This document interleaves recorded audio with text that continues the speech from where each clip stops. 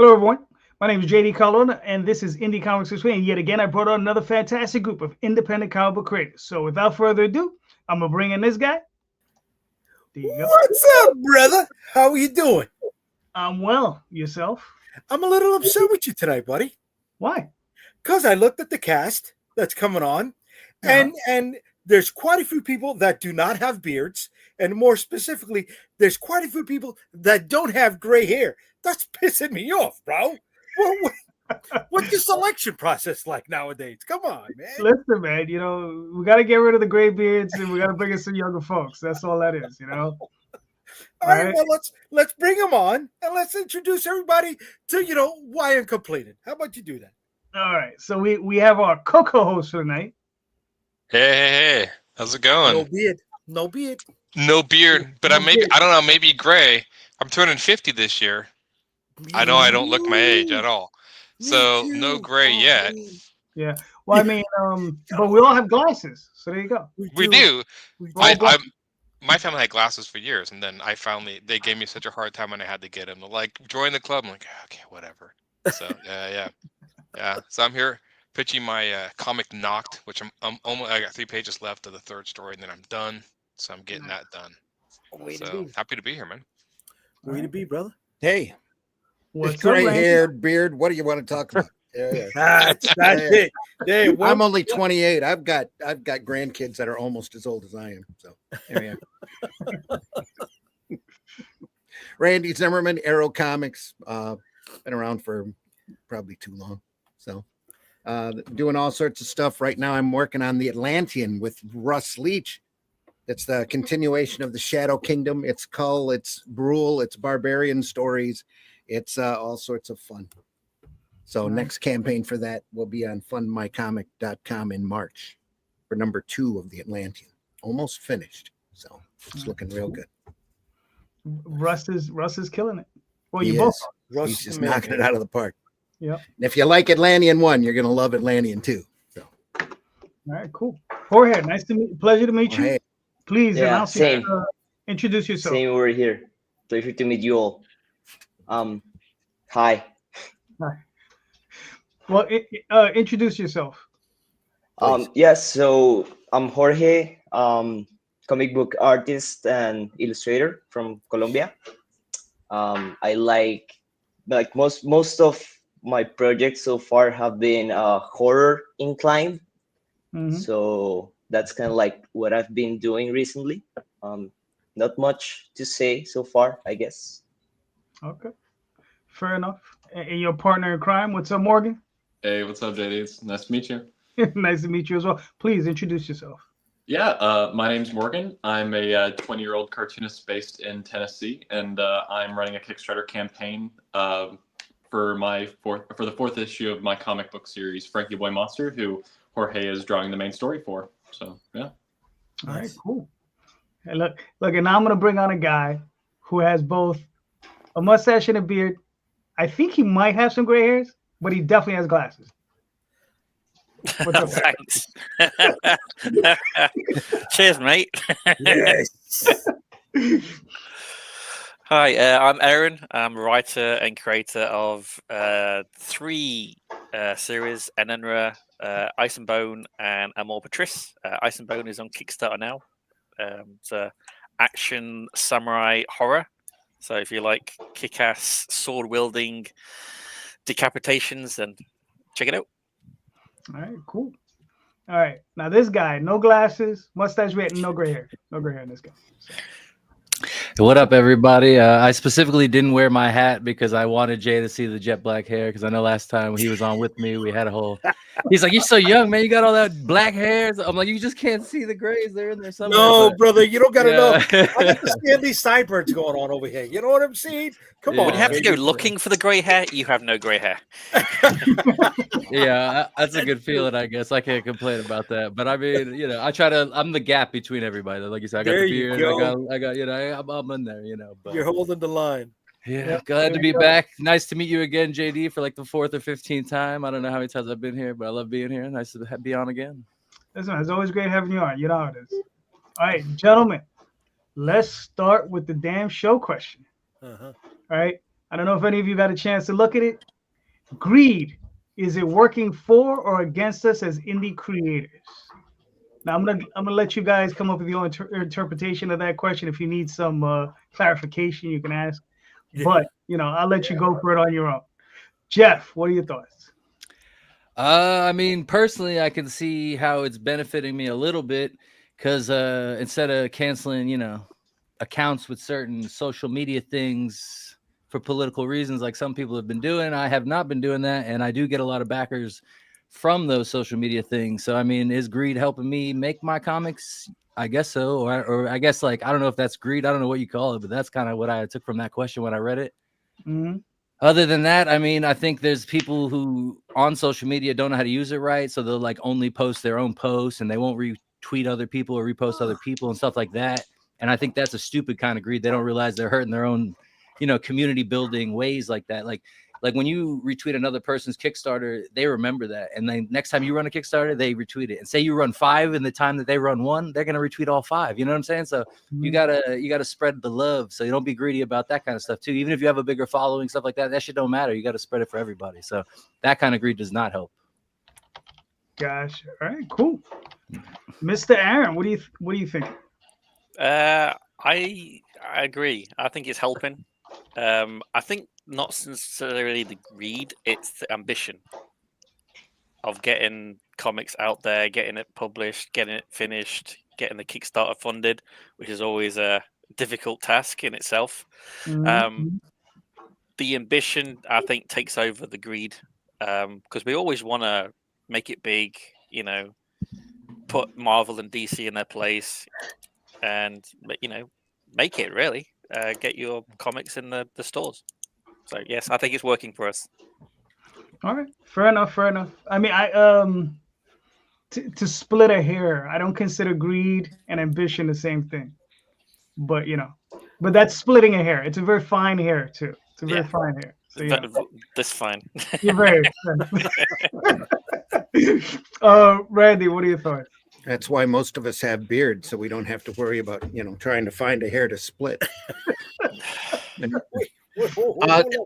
Really, it all depends on what angle you want to talk about greed. Is greed harming us when a print-on-demand company decides to jack their rates up 30%, so your per unit cost is almost impossible?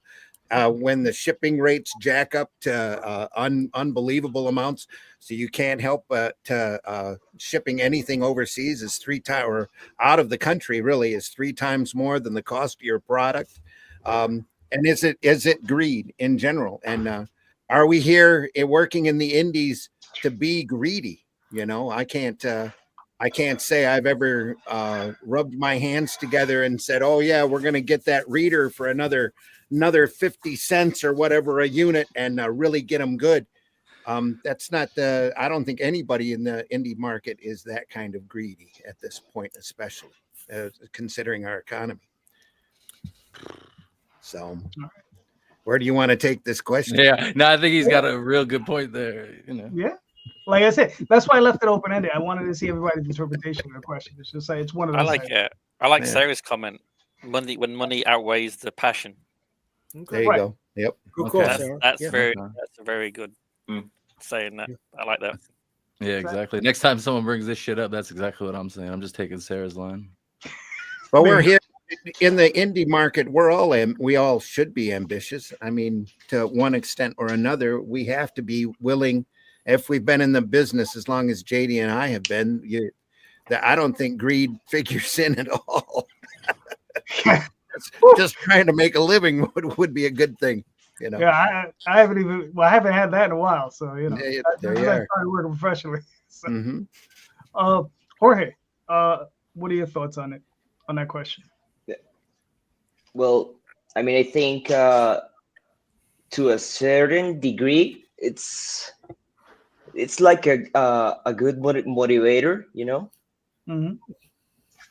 But only at a personal level. So I think you can get some good things out of a greedy mindset if you're competing against yourself if you're trying to impose your greediness into a community or your partners, or maybe if you're working with let's say in comics, for example, if you're fighting over royalties with your writer or your artist, I think that's when it leads to a downfall in whatever you're doing.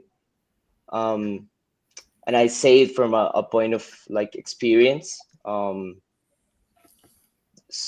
It's a bit complicated, but I think that if you use that to better yourself, or to kind of like get something out of it for yourself and by yourself, that's usually a good thing.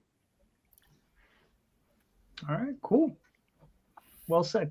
I mean, yeah, I think it's interesting. Yeah, I'll be honest with you, since I just pay my artists, I never have to fight with them over royalties.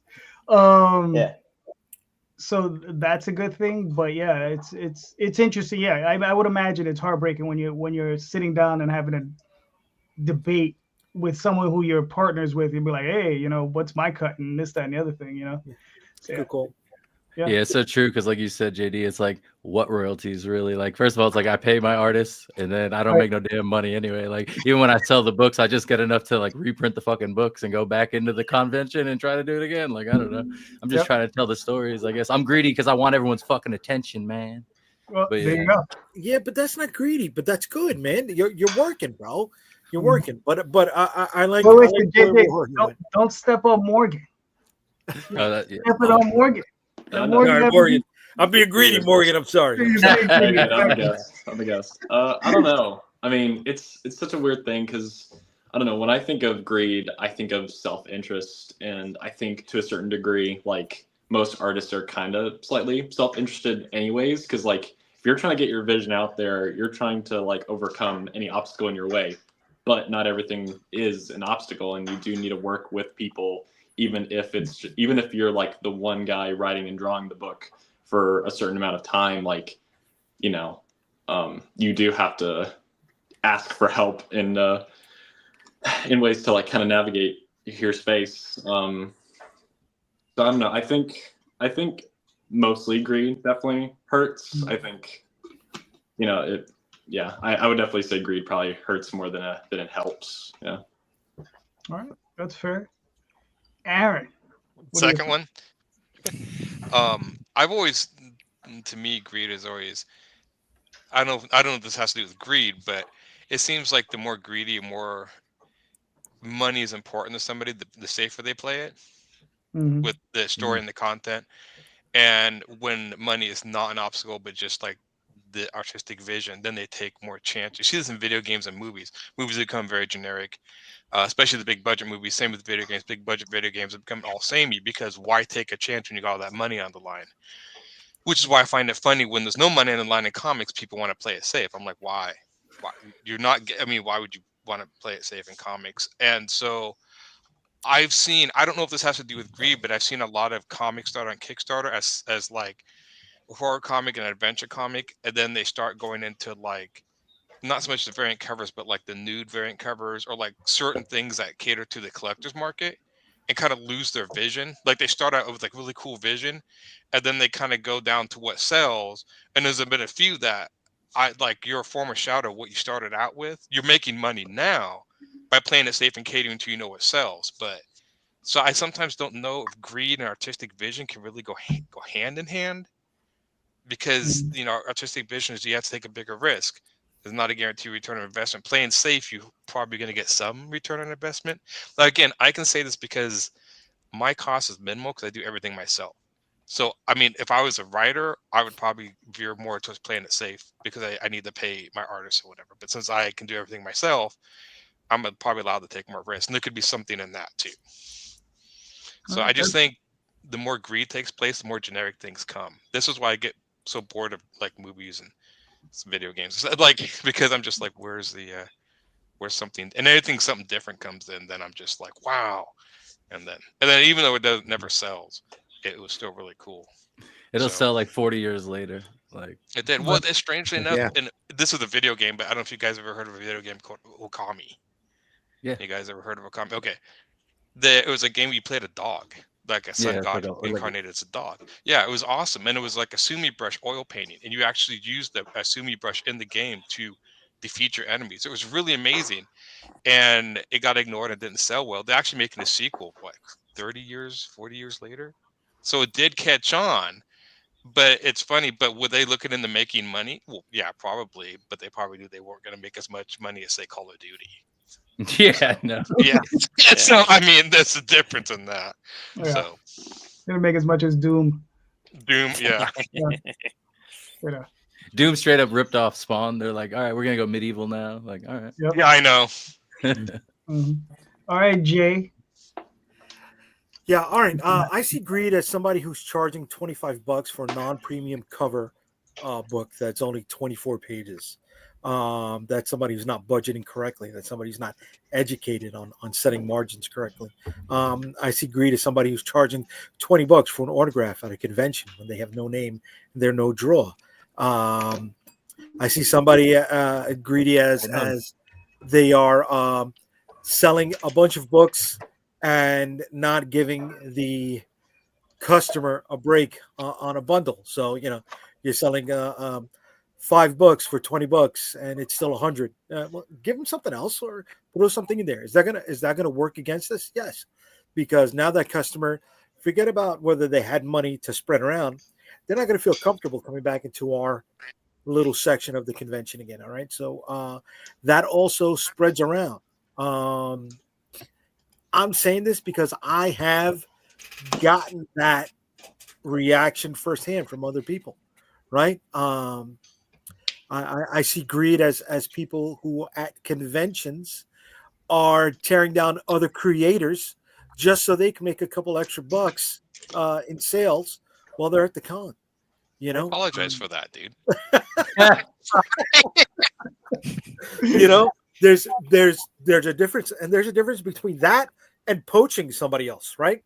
Because sometimes that happens where folks could be at your booth and the person next to you will be like, "Oh, why don't you come over here and check this out?" Right? That's not greeting. Sometimes they're ignorant of social etiquette at a convention, right? So poaching is different from greed. Greed is like, "Oh, you don't want to go over there. You want to come here and get our stuff." Right? That I see that as greedy. And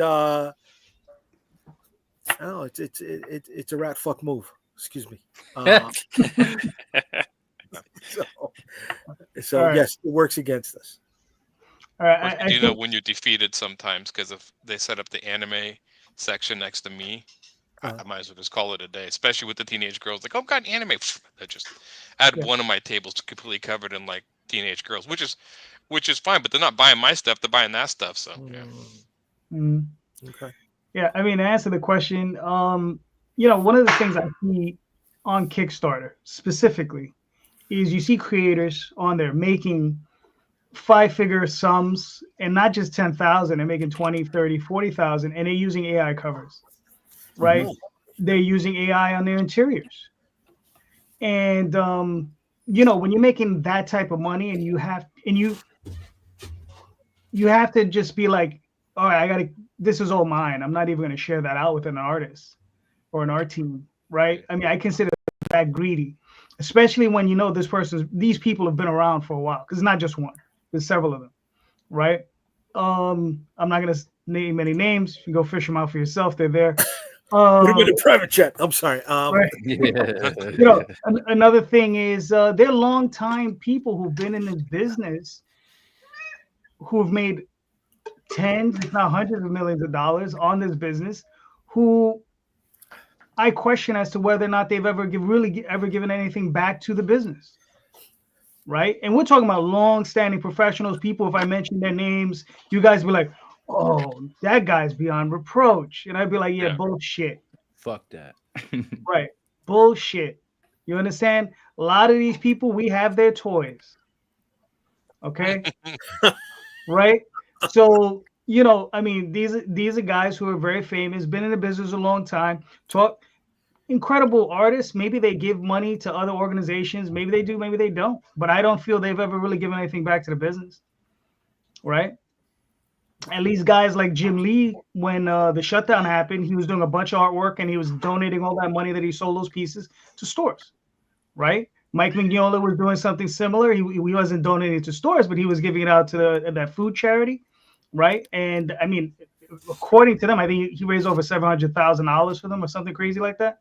Cool. So, I mean, there are some people that do some great things, but there are plenty in here who I don't think have done shit for this business, but take some more.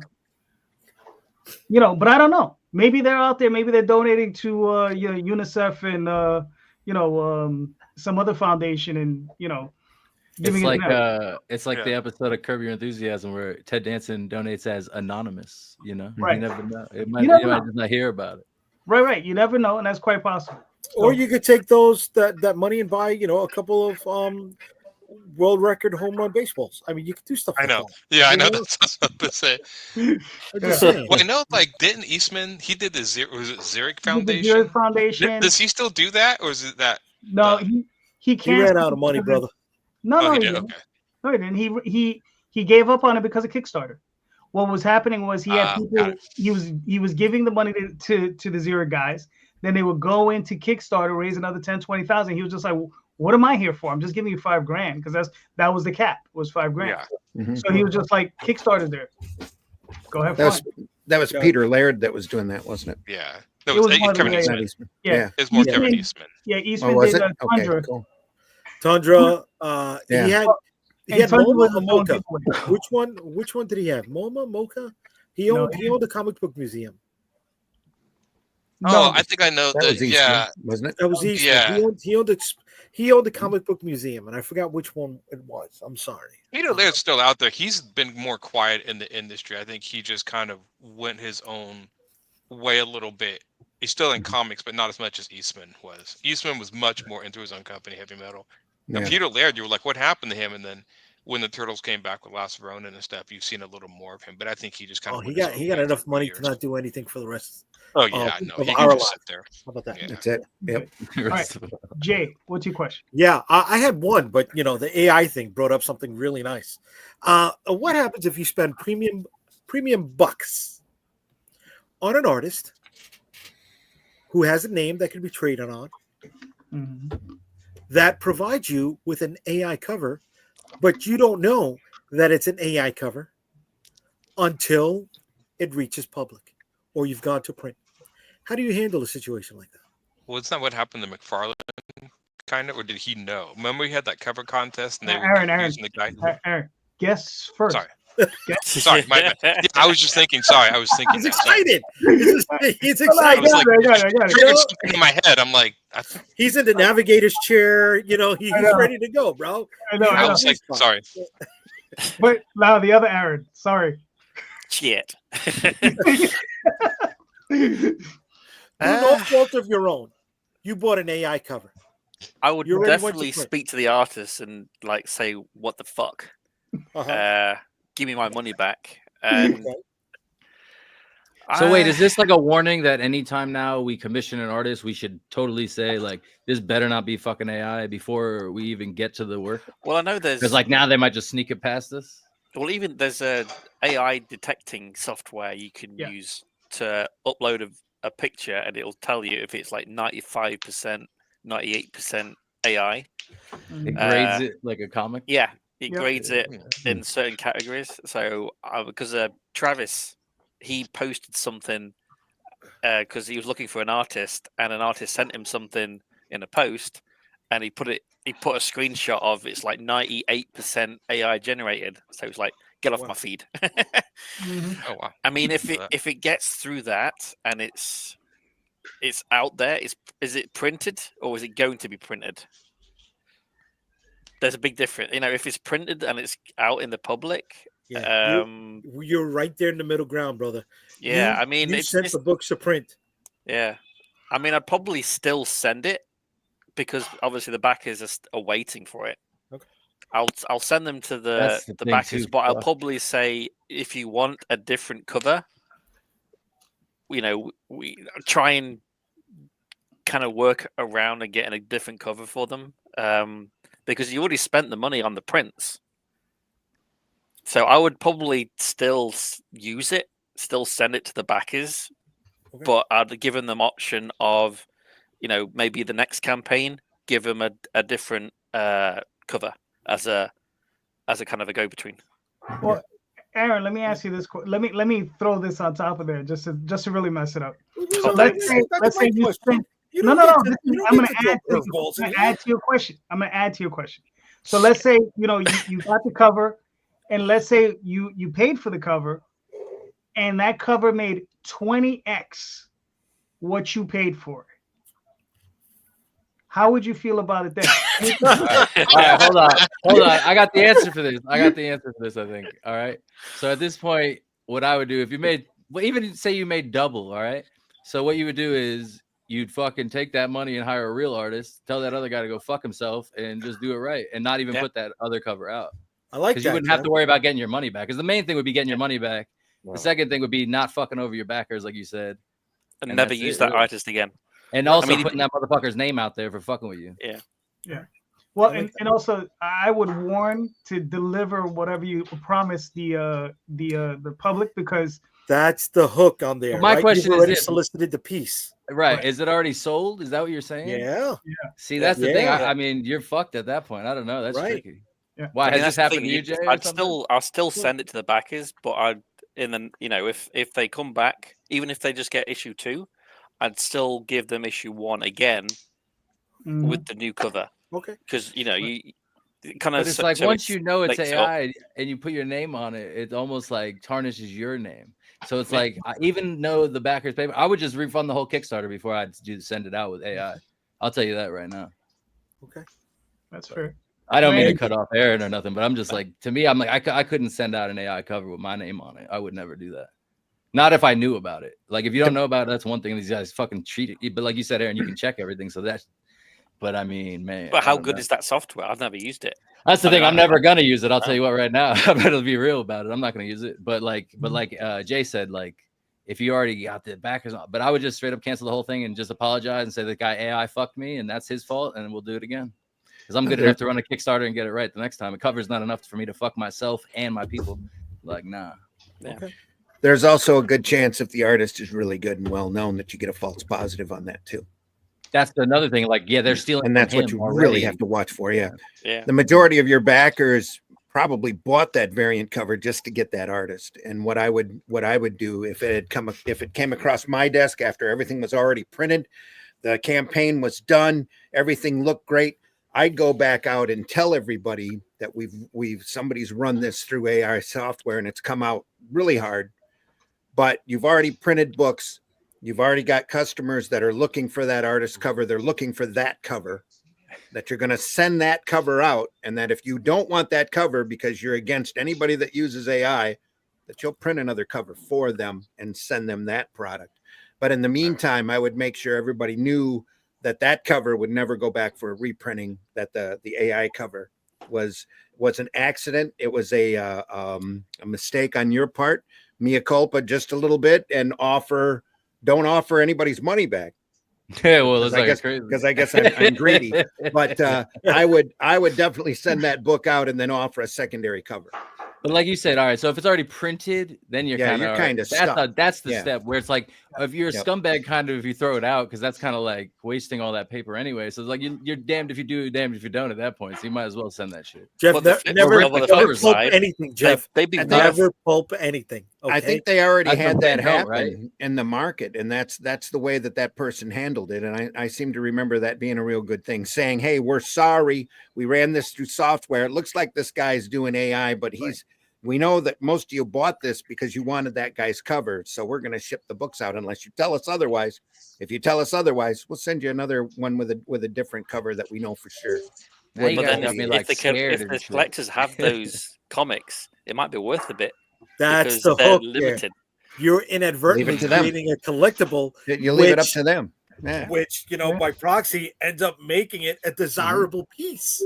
My thing is, my bad. Go ahead. Whoever had to go. No, like the rocket firing Boba Fett figure that they changed it, and all the original ones I shot the rocket are all sought after, like something like that. Mhm. Something like that. Okay. But see, to me, like as the creator or as the self-publisher or whatever you want to call it, like I'm not doing anything for the secondary market. I'm doing it for the motherfuckers that come to me. You know what I mean? So Right. the collectors and the collectibles and all that bullshit, like say, like even this like little piece here that was originally made for me and all that, like that has nothing to do with me. Like that's all like when I die or someone gets it off my body or something like that. But like as far as like getting the actual fulfillment right, you always got to put that ahead of any collectible pricing or any kind of some scalping you can do on your own product, which is bullshit anyway. Like to me as a toy collector and stuff like that, like I hate motherfuckers that go and buy something just to sell it. So if you created it and then you rose the price on them, like that's greed. That's the greed we're talking about right there. So I don't know. I wouldn't fuck with that. Yep. All right, Jorge, what are you thinking about the AI question?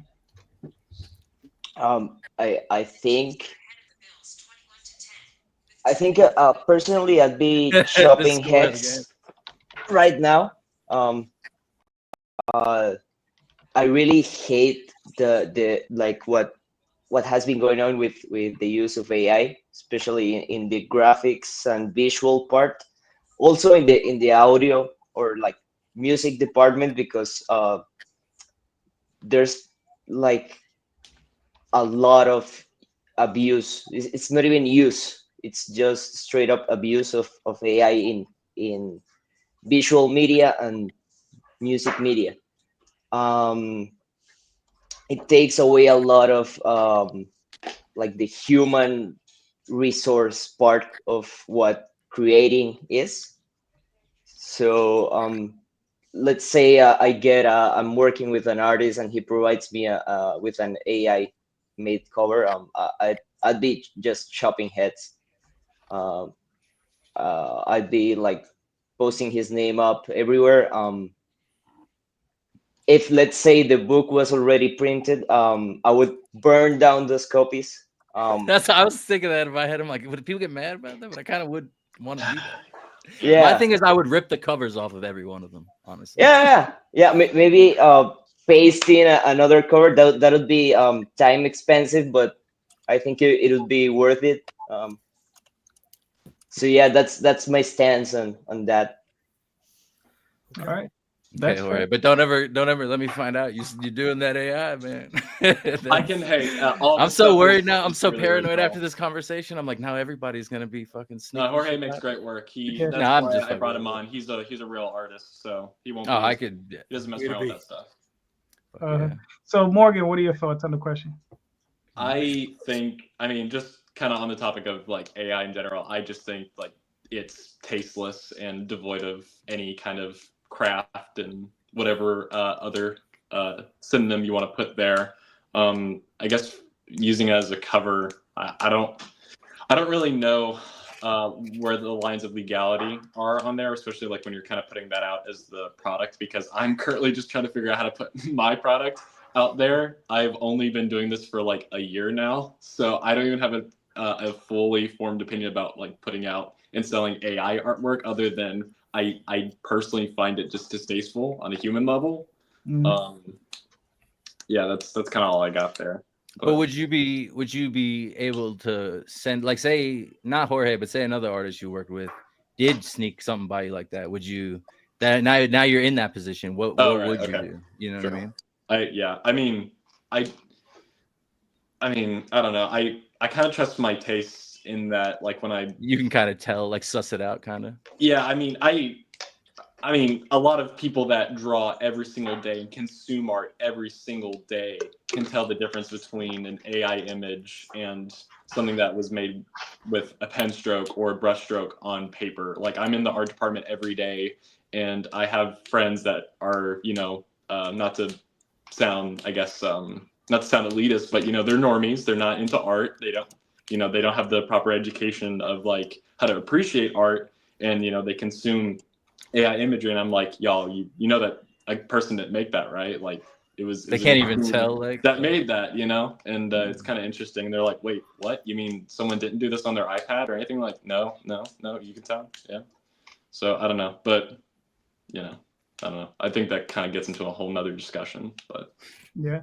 What's funny is if anyone looks at Dan Panosian's work, right? you know he's not using AI. He shows you the original, and you But look at people his are ripping pieces them when off. they're fully colored. They look like you were like, oh, that might be AI, but it's not. His No, technique is so clean. AI can actually fake. You know when they have the step by step. Right? Oh no, of yeah, I the- know. Well, AI no, but can fake that too. yeah, but Dan will show you the piece of paper he drew it on. Yeah, That's the but, difference. but the thing Yeah, is, and the it's an AI artist, can't you come to don't- the paper. I see. Yeah, Right, if- that's the difference. Yeah, but if it's an artist you don't know and they send you Yeah. step by step of their previous, That's true. How do AI we? can fake Yeah. that. Yeah. Then I mean, you're screwed. Yeah, Bro, yeah. I'm never gonna pay someone enough to where I think they should be wasting their time doing all that. I don't think.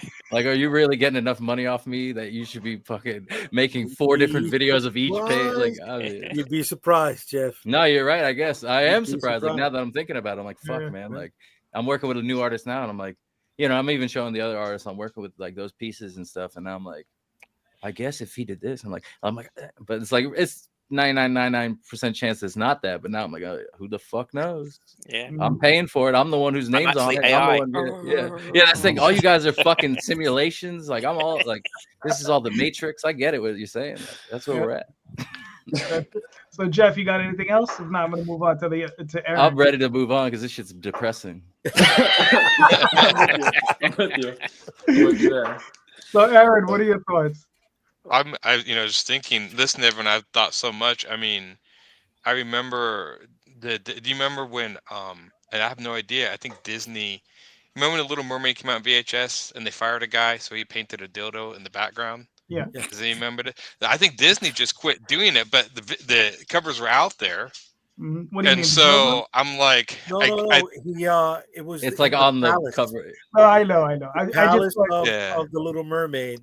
yeah. One of the towers is very Mhm. phallic, but that's no, not I, just I that. know. I Yeah. was saying like they stopped manufacturing them. That's what I meant. Manufacturer. But somebody screwed him over, and like I mean, that's happened before. I don't. The funny thing is, as I've always wondered, like, what if the cover was AI, but the rest of the comic wasn't? So you're like 10% of the comic is AI. Does that matter? Or could you, in other words, if you put that out there, could you let that pass? I mean, not saying that. It's like if some guy came out and made a mistake, they got it past you and got it out. You say like, wait, only 10% of it. The inside's AI. Would it be worse if you found out the inside of it, all 24 pages, were AI and the cover was not?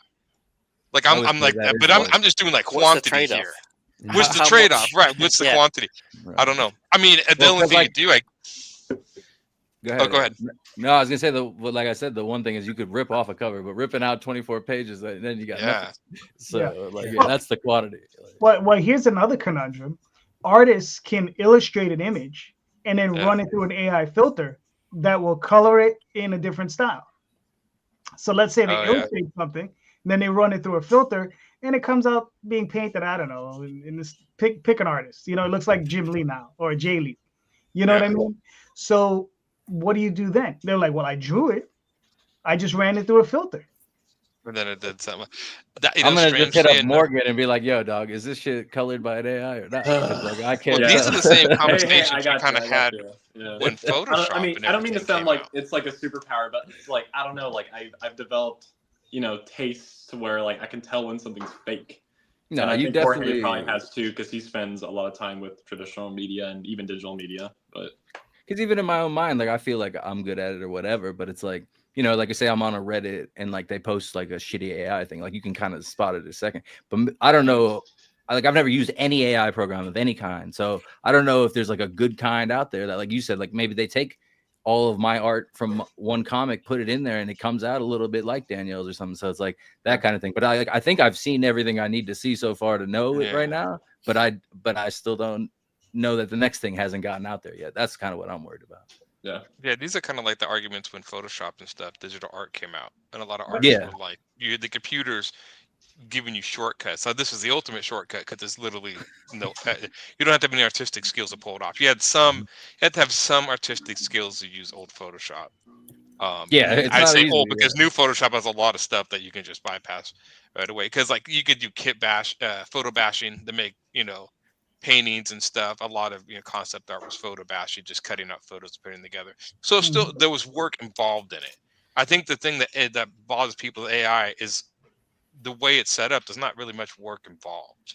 maybe that there is. I know a few people who've used it, and I've looked at it, and I mean there is trying to get the algorithm, but there's no artistic talent involved. You don't, I mean, unless you don't know English, the prompts or whatever. So I don't know. I mean, you have to tear up the covers. I mean, it's a snafu. I mean, it could happen. I can't really see the public, like, if you apologize and said you didn't know it, I can't see them crucifying you. I mean, I think most people don't give a fuck other than other creators, honestly. Right. I can see that. I agree with that. That's the one thing you see on Kickstarter. These obviously AI images, and the public is eating it up. Mm-hmm. Yeah. Because like everyone's saying, like most people don't even have the. I don't even think they care, first of all, but then they also don't even have the eye for it. So then you mix those two together. By the time they've already read the comic, they're like, whatever. Yeah. Now here's to answer the question. I mean, if it was myself, I would probably go the route of like, I mean, getting on an airplane and murdering somebody, that's rough. But but seriously, I mean, yeah, I would explain it to, I guess, pretty much what a lot of other people said. Explain it to the crowd that backed the campaign, and then offer them a different cover. I mean, that's the only other thing I can do. But one of the just to add to Jeff's paranoia. So think of it like this: there's some artists that are training AI with their styles. So imagine, or even using other people's styles. A person who can do a layout. And Aaron, here's one for you. Someone could do how to do a layout, simple pencil sketch, layout, boom. And then you say, oh, skin it as Neil Adams. And it comes out looking like Neil Adams, but it's an original layout. Yeah. Right? And then you color it yourself. Into the fuzzy. Is it AI? Right? Yeah, and then if you color it yourself, you put the finish. Is that the equivalent of light boxing? Right. Yeah, I don't know. I think making panels or artwork is if you say make it in the likeness of, and you didn't pay someone to make it in the likeness of, that's using AI. Okay. Yeah. Well, right, but let's say somebody came up with a contract with the estate of Neil Adams, and you're paying for a subscription. It's a $20 plug-in a month. That's different. You're paying for it. Right, you're paying for it. But that's why now the waters are getting murkier. Right, the waters are getting murkier. Right, because let me throw a parallel for a second. Okay, are you gonna go see another Star Wars movie that has new Darth Vader dialogue when you know James Earl Jones is dead, but his voice has already been accepted and it's in the books and the legalities have all been dotted and crossed? That's legal. That's definitely but it wasn't him. It wasn't him. It wasn't him that signed the contract. Wait. Was it him that signed the contracts? Oh yeah. Or was it AI that signed the contract? No, he signed it. Yeah. What if it's his estate that signed the contract? He did. That's different. To me, that's different. Let's say it was later on. Okay. So what about the people? Because that becomes the greed thing again. Like in this case, I think James Earl Jones doing it for posterity purposes. Right, but would he's you not watch doing it? it at a greed. Would you watch it? Would your moral? I'm already kind of sick of Star Wars, so I'm probably not the audience for this. Right, question. but the general audience, I would not is the answer. Yeah. Right. The general audience wouldn't know. They're like, oh. No, they wouldn't care. Like, we already know the general audience does not give a fuck. We already know that. Right. Even they don't even care about the pollution that it causes or the energy it wastes. They don't care about the jobs it takes away. They don't give a fuck about any of what we're talking about. That's what I'm saying. That's what we care about. But the audience doesn't give a fuck, man. So even the people listening to this, they don't give a fuck either. Like we've talked about this so much now. You said you were in the toy community, right? You're a big collector. Yeah, I'm a big collector, but I like to buy a lot of toys out there are using AI generated work. Even video games, man. Right? Yeah, but then there are the people who feed the engine with their own product, their own work. I know a certain cartoon was done, right, where the artwork was in their style, but the actors acted out the moves themselves, right? And then the AI algorithm, whatever, followed their. So they motion capped it, but then they also used AI on top of that. You're saying? Well, they didn't really wear the mocap suits; they acted it out. Right, they acted it out, like just in front of like a camera or something, or like yeah. So I know that was done, and then whether we like it or not, Because we my main all thing used is AI at one point. Whether you understand it or not, remember when it was still in its infancy, and we put in we'll make their mouths smooth, right? I never did that. On like a Captain America image. Shit, I I never saw did Larry Hama do it with his own I Wolverine.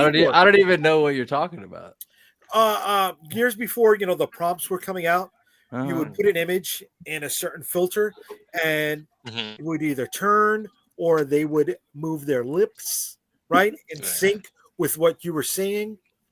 That was still AI. I'm not defending it. I'm just saying that stuff is out there. And as we go further and further down the road, the You're lines just will gonna be get more murky. and more. Yeah, Now, like even when it Google, like comes every to time you Google something, right, it AIs it. Like right.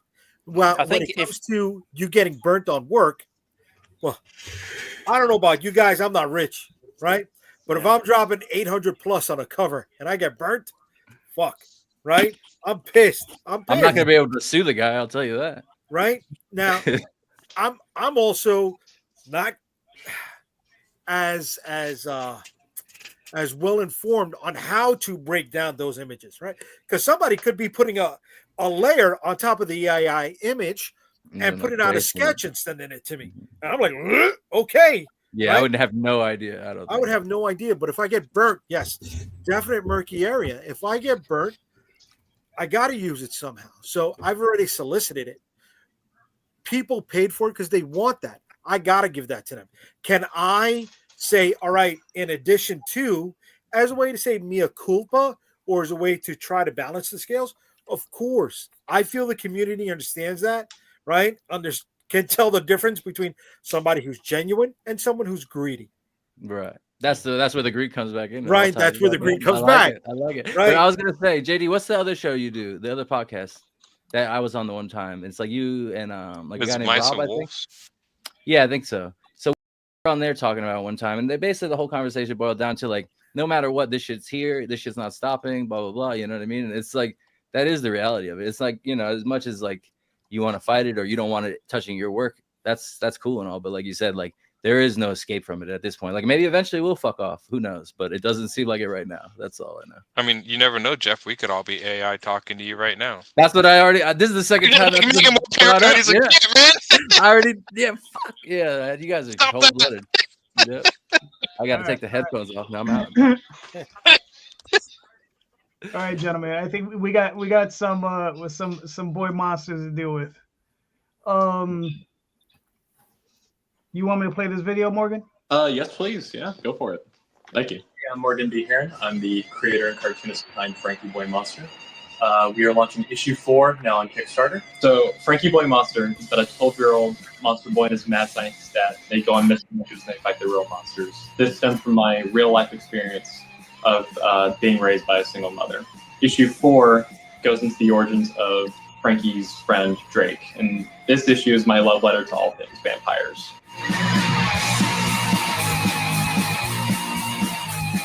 Also in the campaign, we have amazing pinups by artists I admire, like Jim Moss's, Kevin Catalan, and Mizimo. They're all great cartoonists that I've come to admire, and I get to talk to on the convention circuit. For this issue, I decided it would be best for Jorge Pena to draw the story. I've been an admirer of Jorge's work for the past year now, and I knew that he was the only one that could draw an amazing and psychedelic vampire story that I had in my mind, but knew I couldn't draw.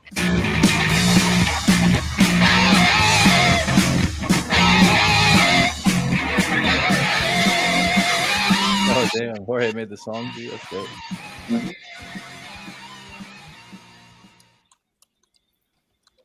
All right, cool. So Morgan, walk us through this. What are we looking at? Yeah, so you're looking at my campaign for Frankie Boy Monster issue 4, which has my first full-length collaboration with another artist, which is done by Jorge. Here's a couple of the panels. A lot of our tiers include, let's see, sorry. There's a couple tiers where you can get the book, you can get a digital copy. There's also another tier where you can commission me to draw a piece of original artwork. There's also tiers where you can get posters by the artists that I mentioned, but also there's separate add-ons just in case. There's different ways you can kind of customize whatever you pledge. And another tier that I have is called Join the Mob, where while Jorge was working on issue 4, I was working on issue 5, and I'll have one short story to draw for issue 5. So if you back the Join the Mob tier for $100, I will draw you as a villager chasing after my character Frankie in issue 5, which will be published after 4. So, and here's the previous 3 issues, which are add-ons to the Kickstarter, or there's a tier where you can get all 4 issues as a handy bundle. So the reason why I want to use Kickstarter for issue 4 specifically was, 1, to pay Jorge for his work, but also to bring awareness and get the word out on my comic book series, and to kind of see and to kind of explore Kickstarter's model of getting me direct with my patronage that I have so far, but also create new fans along the way. So, and also showcase Jorge's work as well, because I didn't want this to just benefit me. Jorge and I collaborated together, so I wanted this to benefit him as well. So, yeah. Cool. So this is how many? Is it a limited series, or is it just an ongoing that you're doing separate stories on? It's currently an ongoing. I have plans for up to issue 6, which once I get to issue 6, that'll be the first volume, and then I'll be planning the other stories kind of going forward. But yeah, it's ongoing pretty much. All right. Very much. Yeah. Very nice. Very nice. Yeah, So, I mean, artwork is pretty cool. Thank you. Appreciate it. So I mean, at what point? I mean, you said you're in college now. So I mean, at what point did you decide to do your own book? Was this before college? Is this like start of a school project? Yeah. So issue 1 I did when I was 18. I did it this summer. I was gearing up for my freshman year of college, so I drew all 24 pages kind of up front for my publisher, Eli, who's the head over Cosmic Lion Productions. And he messaged me on the day that I drew the last page. And I went over the contract and everything a couple of weeks after he offered me a slot to publish Frankie issue 1. And I had someone read over it. We thought it was a great deal. We took it, and we've been publishing the series ever since. Yeah, and it's been a full year now. So yeah, Nice. You know, I'm a little jealous of Morgan right now. Randy, were you this well-rounded when you were his age? Because I know I wasn't. No. Way to be. Buddy. At 20, no, not at all. No. I just had to eat a lot to be that well-rounded. There we are. That's right. Just age, you know, Mhm. slow the metabolism down. Yeah, you stole my joke. You're welcome. No, because I mean, you know, Jay is not well-rounded now. Yeah, I was going to say, Jay, you're not even well-rounded at the moment, let alone. Cold-blooded. Yeah. But that's why, like, it's the pizza thing, you know. It's the pizza. All right. All right. I like your stuff. I love the color choices on that. Thank you. Yeah, a lot of people describe my art style as Mike Mignola meets Jim Mahfood or meets Cartoon Network graphics, which all 3 of those things are definitely influences on me. I like graphic, bold, and poppy artwork, and that's also why I selected Jorge to draw this issue, because he and I have some similar tastes. I mean, you know, Jorge has his own thing going on, but we have some similar interests and stuff like that. So. So is each story kind of a self-contained story? Yeah, well, I'm still kind of building up to the main storyline that I want to get to, but you can read issue 4 without having read the previous issues, but you know, it'll be a richer experience if you do read all of it. But yeah, so I've gotten I like that one. That was really cool. Yeah, that was by Mizimo, Christian J. Mizi. He's a really great guy. You should check out his Instagram for sure. Yeah, sweet. You said you go through Cosmic Lion Productions? Yeah, Cosmic Lion Productions. You can go to the Cosmic Lion website and check everything. Oh yeah, I know. The guy who does Feral Star? Yeah. You guys, I used to go to high school with him. Oh wow. I was friends with him in high school. So I grew up with that guy. Small world. That's great. Wow. That's cool. Cool. Well, you got 48 backers. You're 2,500. You got a little work to do, but you got 10 days, and I think you should be able to make it. Yeah. Eli's very confident that it's gonna fun. So Yeah. All right, cool. Very nice, very nice. So go check that out. please. Don't mind me. Hold on. Sure. And Jorge, did you want to say anything about it? I know I did a lot. Not really. Right to the point, baby. I love it. I love it. Jorge. I did my part. I drew it. I know. Yeah, that's it. Like if you guys have any questions for me, perfect. If not, that's perfect too. I really only thing I'd like to add is like please support Morgan's work. He's amazing at what he does, and yeah, that'll be it. Yeah. Fair enough. Fair enough. All right. Now we're going back to the cold again. Here we go. Ice and bone. So, Aaron, do you want me to play this video? Sure. Okay.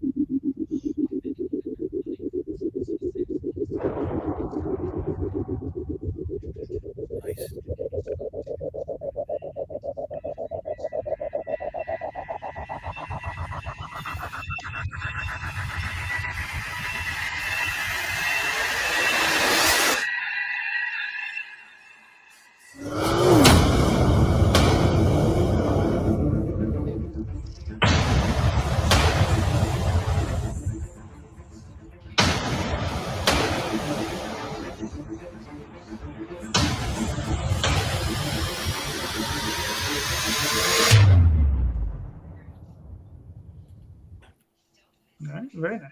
Short and sweet. All right, so Aaron, walk us through it. So, Ice and Bone is the sequel series to Blood and Fire, which started following Nakaki, who is a very honorable samurai. He follows his master to a meeting where they're betrayed by the master's younger brother. All hell breaks loose. They all get massacred, and Nakaki basically cuts through various bodies to get his revenge. And then Ice and Bone follows about 6 months-ish, several months after Blood and Fire finishes. So it follows the story. It's a 4-issue series. All So right, if you like samurai with a bit of horror added into it, this is definitely up your alley. That is a badass cover right there. Yeah, that's actually the Ezekiel who actually does the internals. He did that one. That's the trade cover. Well, retail cover. Nice, nice. That is badass, man. Mm-hmm. So you're going through Red 5? Yes. Yep. All right, cool. The Blood and Fire is in the stores. They've run out of issue 1 printing. Congratulations. So this at the moment is the only place you can get printed copies. Nice. Cool. So you said it's going to be a 4-issue limited series? Yes. Yeah. This completes the storyline. It was original. Blood and Fire was supposed to be original one-off storyline complete, but I couldn't let it go. So I wrote the sequel, and so yeah, this is for issue 2. So halfway through the series. All right, cool. Now, what type of schedule are you looking to keep? I'm hoping this will be done June, because I'm wanting to do 3 in August. Okay, cool. But I'm actually contemplating doing 3 and 4 together. Mm-hmm. I've not decided. It's up in the air because cost of shipping is quite high at the moment. I'm thinking like if backers, I'm gonna when this is funds, fingers crossed. I'm not going to count anything. I'm pretty much going to ask everyone: would you prefer to just do 3 on its own, or would you want to do 3 and 4, complete the series? And so, but obviously, you're going to have to pay the $30 for 2 issues. but you'd save on the shipping. So you'd only pay the $8 for ship, rather than twice, over 2 campaigns. Gotcha. All right. So cool. I'm leaving this decision in the back of his hands. Right. So what inspired you to write this story? Ezekiel, really, the artist, because he did my Enenra series, currently ongoing, and he posted a kick-ass samurai artwork on his Instagram. I commented on it, said I loved it. It'd make a kick-ass, character in a story. And he said, "Oh, go write it." So I will. So I kind of started thinking of ideas. The revenge is always the nice and easy kind of storyline to get your teeth into. And I always put my horror spin on things, so it kind of fit in really well. It wrote itself, really. As soon as I got the ideas, the characters just did the work for me. All right, cool. And Ezekiel is amazing with his artwork. I mean, it's can't fault it. Nice. And he doesn't do any sketches anymore. He gave me the whole of the Ice and Bone book completed, and I think I changed one panel in 28 pages. Nice, good. Yeah. So, are you a fan of samurai films? Anime mainly. The Last Samurai I liked. If you like Tom Cruise, I do. So I like that film. Yeah, it was cool. But I liked obviously Samurai Champloo, Afro Samurai, Sword of the Stranger. That kind of fast action kind of storyline is pretty much like. So. Okay. Have you ever watched Lone Wolf and Cub? I haven't. No. All right. You might want to check that one out. Yeah, okay. or Fortress on Max. Yeah, Fortress is another good one. That's yeah. Okay. I like that Blue-Eyed Samurai. That's pretty good so far. That was pretty good too. Yeah, that was cool. Yeah. That's one I watched recently. It's really cool. Yeah. All right. Cool. Well, you're already funded. Yeah. That's it was happening today. 10 days ago. So you're good. You had 113 backers. So you're all right. I think you did do well. So very nice. I've got these little things behind me. This can you get these little bad boys? Yeah, that's awesome. 3D printed. About 6 inches tall. Dang. All right, cool. Very nice. All right. So, all right. This one's hard. This listen, I can't even, here you go. Public defender. Very nice. So, Jeff. Let me sit up here for a second. Sit up for a second. You got no video, so we're going to make it easy. Yeah, last time we did the video, and my shit ain't as good as everyone else's, so I'm like, I gotta just cut the fucking videos out. No one watches it on my, like when I look at the dashboards and stuff, no one ever watches my damn videos anyway, so. All right. So I see a lot of dead heroes. What's going on? Oh yeah, those guys got beat up, I guess. Now that's all like a fantasy kind of thing, just kind of like to catch the eye of people, because the public defender is essentially just a regular dude who got bit by a radioactive lawyer, and so he's dealing with the side effects of that. The lawyer's name was Hyman Spiderman. He's just randomly coming out of a courthouse, and it was bad timing, that kind of thing. You'll see that in the comic. Right here, you'll see this is done by my guy Jeff Folsham, who did The Elf with No Name. He does all the art with that. He did this comic, and he's also the one that's going to do the origin comic that's in there. So so far we got 16 different artists that are all working on it. It's about 16 stories altogether. Some of them are 1 page, some of them are 2 pages, there's a couple 3-pagers, stuff like that. Just a bunch of like satire, like spoof kind of like superhero stuff. Like this is a guy named Bat Pig. It's his landlord. And like he's just over there trying to beat him up for playing music too loud and stuff like that. And then it becomes a whole thing where he says he's going to call the radioactive lawyer and sue him. And it all turns into a whole different thing. And then there's also like stuff that's based on just like my life and shit like that. So like it's somewhat like American Splendor meets The Tick. That's how I like kind of pitch it. So yeah. You have problems with radioactive lawyers? I can't go into that. NDAs and whatnot. But right here, like this is just like an idea I've always had, where it's like if you die, it would be kind of cool to like get all your stats at the end, like, oh, how many 3-pointers did I make? How many times did I eat this? How many times did I sleep 8 hours?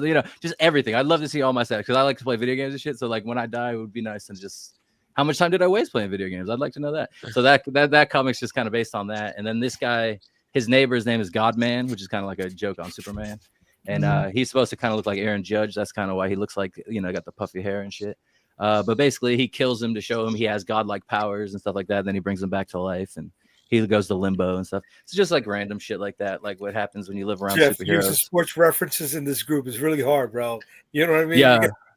There's like the very first Public Defender comic I ever wrote, right? I just got back from the Eastern Conference Finals in June, or I guess it was the end of May. And I was taking a shower and I knew what was going to happen. Like the coach was going to fuck up, whatever. Blah. So I wrote the whole comic about like being a fan and being a hypocrite of a fan and being like, I don't care, what other sports fans have to say and shit like that. But then at the end, I'm like, I'm the one bitching at the TV and shit. So it's just like, man, I'm just another hypocrite, So that's the very first Public Defender comic and someone drew it for me. And then I just was off to the races after that, actually. So sports is actually a big influence on Public Defender, but there's not a ton of sports references. Like this one right here is about like nowadays when I try to play video games with my friends, they're all too busy to play video games, shit like that, This one guy's homeless. Yeah, I mean, that sucks. So yeah, it's just a bunch of random comics I put together to see, because I was just trying to come up with something to do, while I was waiting for Danielle to finish Magic Powder 6, essentially. So this is what happened. Like this one right here is about how like when you get shirts that come with like silk tags, like some about them, like I have this problem where I just play with it all the time, like since like school when I was growing up. And it kind of like fucks up with my hands and stuff like that. So now I have to rip the tags off. So I made a whole samurai Wu-Tang reference about it. And that's his weakness. Like the Public Defender's weakness is silk tags instead of kryptonite. So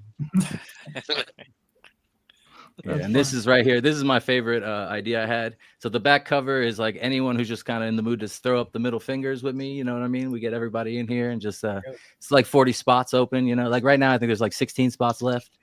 But yeah, so it'll be cool. And my buddy Jeff, who does the Alpha No Name, he's gonna draw everybody in. So right there, the Public Defender kind of looks like Eddie Kingston too, which I like. So these are some sketch cards I drew. 3 of them are sold already. 4 of them haven't sold yet. So if you guys just want to like, they're add-ons, like in case anyone that backs it wants just to throw an extra couple bucks on there. And then there's also an option to get me to draw like a whatever you want as a sketch card. So, but I'm not the greatest artist as you can see. I'm just the writer. So deal with that, And then these are just the stretch goals. Like this is my corner box. I got my man Flops to do.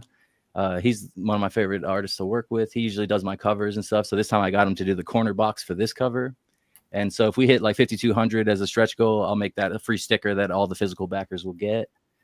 The next stretch goal is 6,400, and that'll add 4 more story pages. So there's a couple different things I am working on that could be the stories, but until it gets to like close to funding, I'm not going to reveal what those are. And then I forget what the last one is. I think it's trading cards, but I've never hit over 7,000 before. So like that's if we break our record. So we'll see what happens. But yeah, so far we're doing pretty good, I feel like.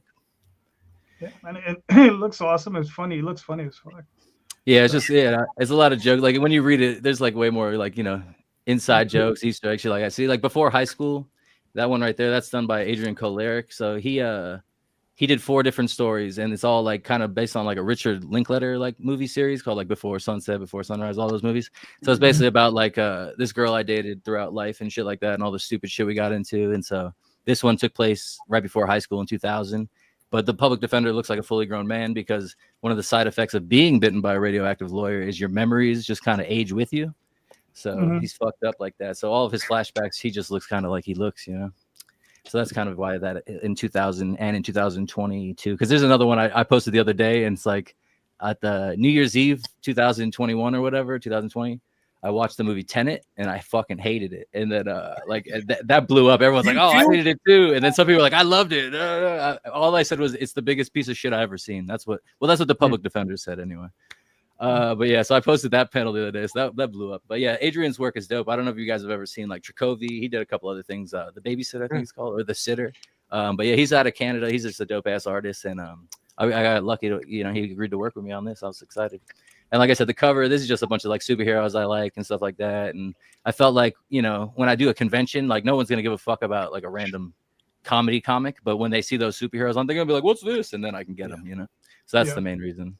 So it's got the Tick on there. It's got like Thanos, Savage Dragon, The Thing, Juggernaut, Hulk, Iron Man. I think Madman's back there, Silver Surfer, Captain America's shield. You got Wolverine's shadow. I think Batman's around here somewhere. Carnage, Daredevil, Thor, Joker, and Miss Marvel on the top, I think. So yeah, it's just cool. Gerald did all the art for that. This guy Gerald von Stoddard, and then this guy Guillermo, Lindbergh Mendez, he did the colors. It's one of Gerald's guys, so he hooked us up and came out pretty cool. And then my sister did the logo, and then the corner boxes art is done by Flops. So it's just like so that's 4 artists on one cover. I've never had that many people work on one cover. I just wanted to work with every single person I could on this, so that's kind of why it's a lot going on. All right, cool. Looks good, man.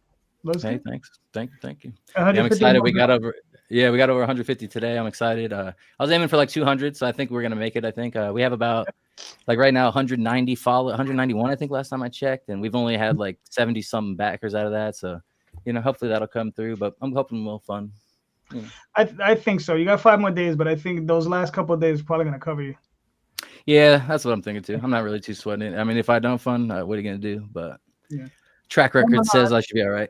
Yeah, I think you're gonna do fine. All right, cool. Agreed. Yeah, I'll just sell my soul or something. I have to. No worries. Sell a kidney on the black market. Yeah, I got my like Squid Game pops right here. I'll just go sell my body and just see what happens. You could do that. You're younger. Yeah, exactly. Yeah, I'm loose. I can beat these old motherfuckers. Let's go. And the young kids, they ain't got nothing to be there for, so I'm good. Yeah, let's go. Nice. My little store. My comics and issue 3 of Knocked, or the 3rd story, will be in there, hopefully sooner than later. So Knocked, the short for Nocturnal. I like Halloween. I like barbarians. So he's a Frankenstein barbarian in a Halloween themed land, and those are the insides. And so each issue is a complete story. You don't need to read. There's a kind of a through stuff, like you learn there's another name for him you learn in a story, but you can read any story in any order. In fact, I don't number them, so I'm trying to encourage people to pick up any one and not just one. But yeah, so I like Usagi Yojimbo and those type of stories, so I wanted to write like just an ongoing series about a warrior or something, so I picked the barbarian Frankenstein character, I guess. I don't know, I thought he was fun. There's humor in it and stuff. It's anybody can read it. It's not overly gory or anything like that. So yeah, and I just sell my stuff through my store. No Kickstarter. I just, when I'm done, I post it up. Only print about 25 issues. So, and then there's some prints and stuff. These are prints, 11x17 prints. The original idea was I was just going to make prints of this character, and each print was going to tell like a scene or an event in his life. So if you looked at all the prints, you kind of see a chronicle of his life. But then I started writing stuff. This print, those are the characters in the 4th story. He faces one of his more nemesis, which is called the Headless. And the Headless just thinks everyone looks ugly. So his goal is to basically crush pumpkins in everyone's head and turn them into these, because then they look pretty. He grows his army, but they look better. That's the point. And so he has his chain comes out of his, because I thought the Ghost Rider looked cool with the chain, but I'm like, why doesn't he have a hook at the end of his chain? And so I just well, I'm gonna do that myself. So I put that. So the hook in his chain will actually come. Most stories will come out, and he can use that as well. So yeah. And then Gollings that's my big omnibus that I finished. Has it been 2 years now? And so that's a 300-page tome. That's all done. So you can buy individual issues, or you can buy the big book itself. So yeah. So I have some kids books I hope to get printed again. I had 2 kids books I published. I have to get on there. Those are the covers. The only thing is the covers are not in the the novel, the omnibus. They're only in the individual issues. So if you like the covers, you buy the issues. If you don't care about the covers, you just buy the book. So yeah. Gotcha. I saw you pulled the 2 kids books. I did. I only have like 1 or 2 copies left. I don't have any. I'm out of stock, so I'm trying to raise money to reprint them, and then when I reprint them, I'm going to put them back in my store. Yeah, I had to pull them because it's like if somebody bought them, like I can't give them anything, right? Which was kind of a bummer to me because my kids' books are some of my favorites. So I'm working towards saving up some money to get those printed. One is named Roscoe. He's an alien wildlife photographer. He goes to another planet, photographs alien wildlife. Okay. And the other one is Miranda, who's a Fantasyland tour guide, and she takes a family on a tour of a Fantasyland. And so they're both like just about my illustration and stuff. Both of them were published by Action Lab until Action Lab did its fiasco. And yeah, so I'm just, and I can't contact them to get any more books from them. They've all went silent, so I just have to raise money to print it myself. Yeah, I'm sorry, buddy. Yeah, Are you gonna do that through Kickstarter? No, I'm just gonna raise the money on my own. I just the Kickstarter. I don't know. I can't wrap my head around Kickstarter. I've tried it. This is kind of like a small thing for me, so I just kind of make my own stuff and put it on my store. So I just earn enough money. I'll just print it and put it on my store. Yeah. I've always been that way. It's incredible. He comes on a show where pretty much all we ever talk about is Kickstarter. I know. I don't do it. Wrap his head around it. Yeah. You know. So you're a dick. This is true. But anyway, here's my campaign that's currently running: the Oswald Chronicles, Passing Queens and Making Homes 1 through 8. So this particular issue, I've already released it in black and white, but now it's in color. So that's the big deal about it. So that's why I'm re-releasing it. It's a story about Oswald. He's still very, very young. He's just, trying to find himself. He's barely finds a home, but he finds a couple of kids, and these 2 kids are actually nobles, and their homeland is being invaded by some orcs, and he tries to help them out, and he finds out that he's a burgeoning sorcerer. And this is just some of the artwork, and like I said, this is the end of it, because there's issues 1 through 8. This is one complete story if you get all the 8 issues. So, and I'm running a really short campaign. I'm only doing 17 days. I already funded. I got another 2 weeks, and there we go. That's it. Go check it out. All right. Killing it. All right. Aaron, you're up. Yeah. Your question. Okay, so I have this weird question I've asked before, and I don't think people quite got it, so I'll ask it again. So I see a lot of people like online and stuff, like what do comics need? And they always say like a good story, like what's going to get people in is a good story. But I always found that such a open-ended concept. Yeah, exactly. Like, I mean, what do people mean by a good story? So my question is, what to you makes a good story? And not just like great characters, great thing, but like actual, like, is it good pacing? Is it good dialogue? I love the backgrounds. It really brings me, I mean, are there specifics, especially in comics, that bring you in to make a good story? And then, I mean, if you want, you can say what you don't like, what makes a bad story. But because sometimes people say, write a good story. And I'm like, well, yeah, obviously that's the goal of every writer. No one's setting out like, I'm going to write the biggest piece of shit I can possibly imagine. We don't all want to be Jay. You'd be surprised. That's good shit. No, anyway, but that's my question. So it's just, I don't know. It's just trying to get people like specific, like what specifically about that you, when you read a story that you like, because to me, pacing is one, and I actually like lack of dialogue. That's one. Like, I like more the pictures and dialogue to work together. So that always is so. Cool. Warren Ellis fan. Okay. Randy, how do you feel it? What do you think of the question? Zim is fine.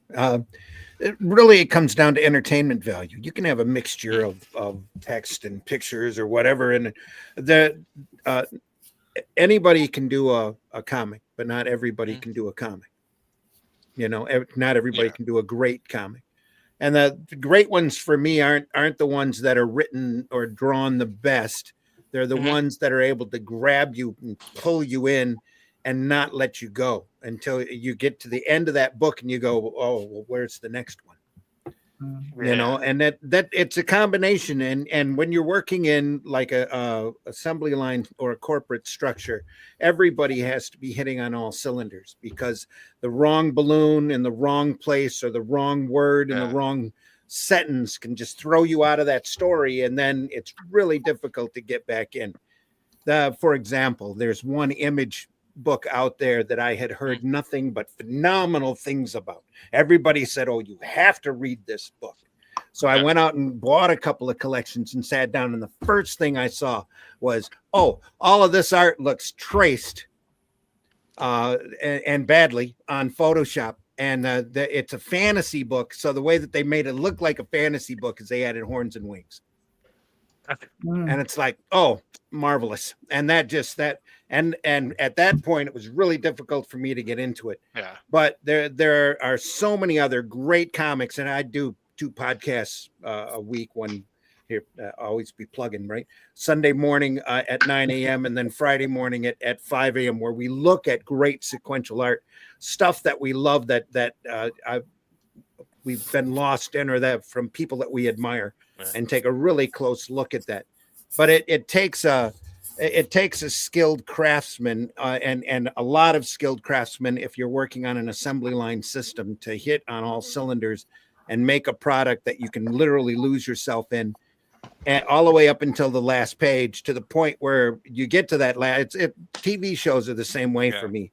You get lost into it. You forget what time it is. You're in a world that you've completely escaped from your own, and that to me is a great comic.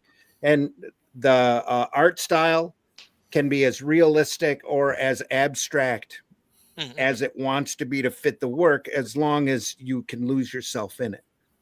But everybody has to know what they're doing. The writer has to know what they're doing. The penciler the inker has to know what they're doing. And the more that you're in this business, the more you get picky about stuff, and you start, you're able to dissect this stuff, and you don't want to, because you're there for the entertainment value. So a lot of times I'll go through and read the book literally, pretty much with a brain check type attitude, just to be entertained by it, and then worry about going through it later and picking it apart, unless the blemishes on it are so obvious that it just pulls me out and I just can't continue it. Does that answer your question? Oh, no, yeah. No, it's funny because I remember I went to college and learned how to do 3D modeling, and I kind of took away the magic of video games. Like video games, like, wow, they're so amazing. Then I learned how they do. I'm like, oh, it okay. is. So it kind of like it doesn't destroy it for me. I still enjoy them, but there is like, well, now this kind of lost the magic of it a little bit. It is so easy for especially in comics that I've found, for it to become a business. Where you're always looking at it as a business, or you're looking at it for the technique or whatever. But you always need to have those books, and I've got a basement full of them, of books that you loved, and you go back to those and you read them every once in a while, just to remind yourself, how great they are, and to try to learn something from them, because all of these guys, especially in gold and silver and almost through Bronze Age, these guys were all workhorses that were hitting deadlines and still doing art. And that's an amazing thing to me, to be able to hold a style consistently, look great, do an entertaining product month after month after month, whole runs of just phenomenal stuff out there that, and a lot of these companies, especially the big corporate companies, don't even want to reprint that stuff anymore, because there's one part or another that's problematic with it. But this is an art form, and I love being entertained by it. Let's say that. All right, cool. Jorge, what are your thoughts on the question? First of all, I can you repeat the question? Yeah, I'm sorry. I get. I had some technical issues. Oh no, that's no problem. No, it was just like basically what to you makes a good comic story a good story, because you hear that a lot. Like if you sell comic books, you should just write a good story. But that's such a huge concept. Like what do you see in stories of like that's what makes it good? That's actually get technical about it a little bit, instead of just saying having great characters or great things, but like the flow of the panels, or the art's really the way he does the art or something. Because I think sometimes we use too many broad strokes. That was the question. It depends, because for example, like for me, when I get to watch a movie, for example, or read a book, there may be some aspects of it that I really enjoy and that make it for me a really good piece of media. So it depends. For example, I might like, let's say, Dark Knight Returns with Frank Miller, just for the art and not necessarily his writing, So I think it just depends on certain aspects of the book. To get really technical on it, I'd say overall the plot is really important, and like what you're trying to tell, because as an art form you have to be able to express something and do it right. So let's say you're talking about I don't know, a hero's journey type of story set in the year 2050 something, and it's all about space battles and stuff like that, Star Wars type of stuff. But then you have this really lazy middle spot in the whole arc of the story. I think that might make it not so good. So overall, I think the plot and how it's structured, it's what makes something good, especially in comics, I'd say. Jorge, just hold that thought for a moment. Aaron has to go. So Aaron, real quick, give us a way you can be found. At Wroblewski. Aaron is my Instagram. Ice and Bone, Blood and Fire. I have a Facebook page, Facebook group for, as well as Enenra and Amor Patrice. All right, cool. Aaron, all right, we'll catch you next time, brother. Take it easy, guys. Take care, Aaron. Bye. See ya. Bye. All right, sorry about that, Jorge. Continue. No worries. Did Aaron just blow me a kiss? Yes, he did. Yeah. So what I was saying, just like this story, I don't care if it's drawn with sticks, or if it's drawn on Jim Lee's style, or if it's realistic or whatever. Like if you have a really good story and a good plot, and you tell it the right way, I think that's what matters. All right, cool. Morgan, what are your thoughts? I think for me, it's just the synergy of words and images together, which, I mean, that's what the medium is in its essence. But I think for me, it's like the medium of comics is an art form greater than the sum of its parts. And I think if you just every panel should be designed to communicate and express an emotion, but it all kind of comes together to express a story. I think that's why I really love Mike Mignola's work, because his pages are these strong designs on their own as one unit, but they're made of these little bits and bobs that are that interconnect with each other. And when I read a comic, not only do I want it to have a great story, but I like the delivery mechanism of a comic book. And I think it's supposed to, there's supposed to be this feeling of eye flow on a page into the next, even if the story's pretty simple. If I feel like I'm being led through it and I can't put it down, and every panel is designed with intent to lead to the next, I think that's really what makes a great comic book, and that separates the wheat from the chaff, So yeah, fair enough. Jeff, you're up, sir. I mean, to me, from an indie comics perspective, I feel like it comes down to what are you doing differently in your story. When someone tells me they got a Kickstarter comic coming out and all that kind of stuff, and they pitch it to me or whatever you want to call it, they tell me about it. It's what is it? It's is it something I've heard of a million fucking times? Is it something new? Is it a ripoff of something else? What is it?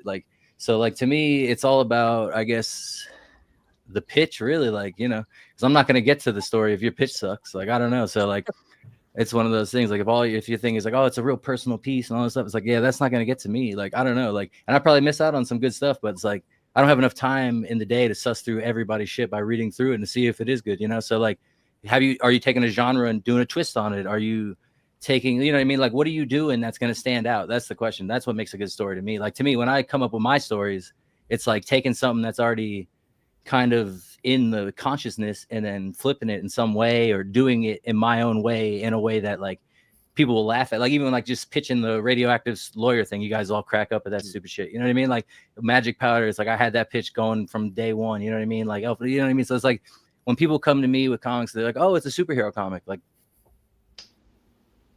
And what the fuck else is it? You know what I mean? Like, I don't know. So it's like, I'm always looking for that. So like, to me, most I stuff answer I see, after Jeff, right? huh? Yeah, you get to go next, bro. Yeah. But like, yeah. So to me, it's just like, I don't know. The story needs to start from the fucking the idea's got to be good before the story can be good, basically. So, what's your idea? If you can't give me 10 seconds of good, you ain't gonna give me 10 pages of good. You ain't gonna give me 100 pages of good. So that's what I'm saying. That's interesting. No, yeah. I mean, I guess before you can get in there, the idea Make me give is a fuck. Like, yeah, because I've seen lots of stuff where even movies and stuff, I still think some of the ideas are cool. The execution didn't work, but the idea is still cool. It could You can fall do off. some stuff with that. Yeah, Oh, you the can do idea's some not, stuff with that idea. But my point is, if you don't even have a good idea, then I can't get to your story. Your story's not good either. Yeah. You know what I'm saying? The idea has to be the first part, and then I'll get to your story. So like, if you just like, my story is it's a book, okay. Like, I'm not gonna ever see it. It might be a great story, but like, you have to. How do you relate it to other people in a way that's interesting? I guess is the point. Like, anyone could write maybe amazing shit, but how do you make me want to read it? And that's in the one sentence. You got to have one good sentence to get me to look at it. That's fair. That's fair. Jay, what are your thoughts? All right. So, just a superhero comic? Well, yeah, I thought he was just going to say. I thought he was just going to say titties, and then it's all done. That too.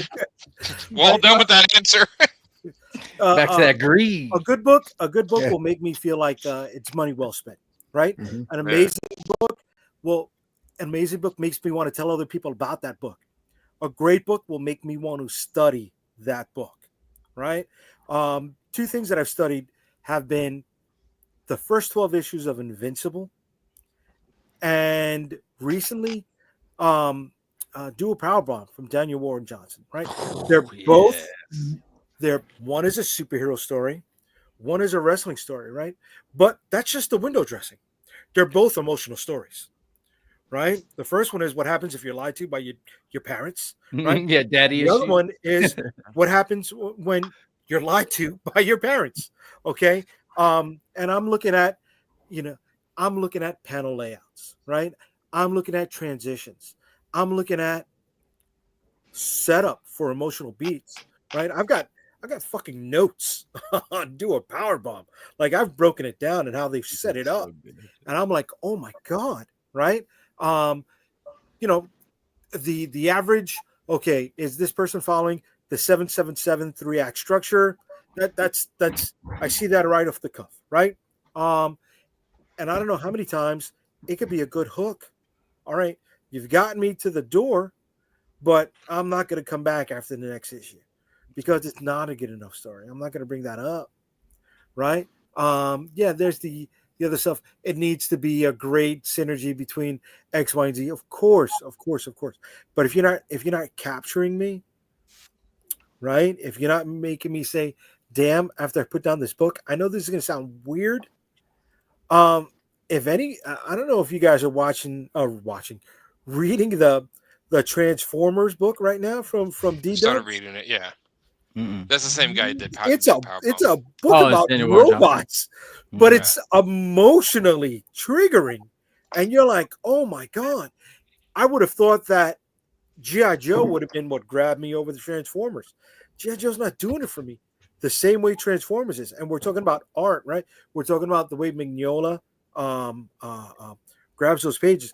I don't know if you've seen the way Corona is taking care of these pages over there on Transformers, but it's like the greediness, but also the use of space, right? They're getting 8 panels in there per page. He's telling you the story.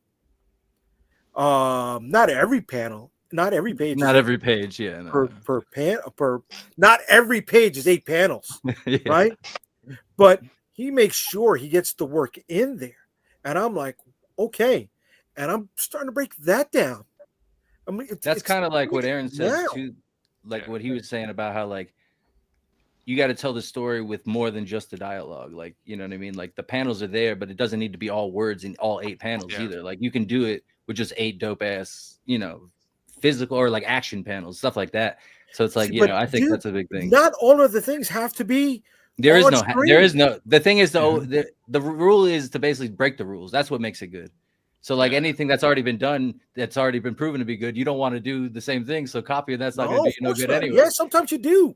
Sometimes yeah, that's true. I guess that's true. I guess like sometimes you want to go Hitchcockian and leave certain things out like because the readers will fill that in on their own, and what they'll come up with is a hell of a lot more intriguing at times than what you could have thought, and that's going to drive them to come to the next. That's book. true. Like let their imagination but that's the problem with a lot of horror. I feel like in comics is there isn't a lot left to imagination. Like we get it all. I mean, you're talking about right? Okay, superhero stories is your thing. Okay, cool. I love a lot of superhero stories. I just don't want more. I'm not trying to tear down your statement, brother. I'm not trying to knock it down, right? But what I want to get at is sometimes people come to me after reading that, after reading Shield of the Interceptor, and they're like, "Oh, I found this, and I saw this, and I picked up the correlation for that," and I'm like, I wasn't even thinking about that stuff. But thank you for those things that I should be focusing on as I go forward. Oh, that's right. True. Sometimes this stuff is subconscious, right? Or sometimes they may have seen something when you've omitted it in either your script or in the illustrations that you're like, oh, thank you. And this is something I'm going to put in my notes for later on down the road. No, reader feedback is huge, like, huge. without a doubt. But to get reader feedback, you got to have readers. So it's like that's another part of it. You know what I mean? So, but like reader feedback is the best thing ever. Yeah. Yep. Exactly. All right. So to answer your question, Aaron, for myself, it's a story that immerses me to a point where I think somebody else said, I think my Randy has said it, where you just keep reading it, right? Like one of the books that I would get all the time back in the day, well, probably not that far back, but it was Fables. So I would only buy the trades. I wouldn't buy single issues. I'd only buy trades. And I would get the trade and I would sit back and I would start reading it. And, I would start at midnight and I'm supposed to be asleep by 1. Start at midnight. and I'm like up till 2:30, and I'm like at the last page going, damn it, where's the rest of it? Yeah. Right. And I'm like, and that's something that's that for me makes it good. Where Walking Dead had me like that, like comic wise. Words and the images or the synergy is there. It's being brought together, is pulling you in, and it's carrying you through that story. There's a flow through the whole story. To Jay's point, I one time had a guy read one of my stories and told me that he started at the beginning of his lunch break, started at noon. Got him fired. And then his boss comes to him and says, yo, you ever going to come back from your lunch break? Because it was like 2:30. Nice.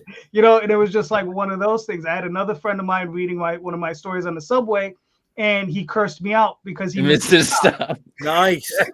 That's how you do, dude. Right. It's one of those things where it's like when you can immerse a person in that world, right? It's a cool feeling, bro.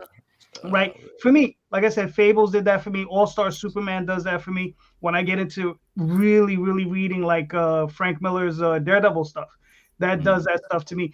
There's a wealth of stories that are just out there. Walter Simonson's Thor.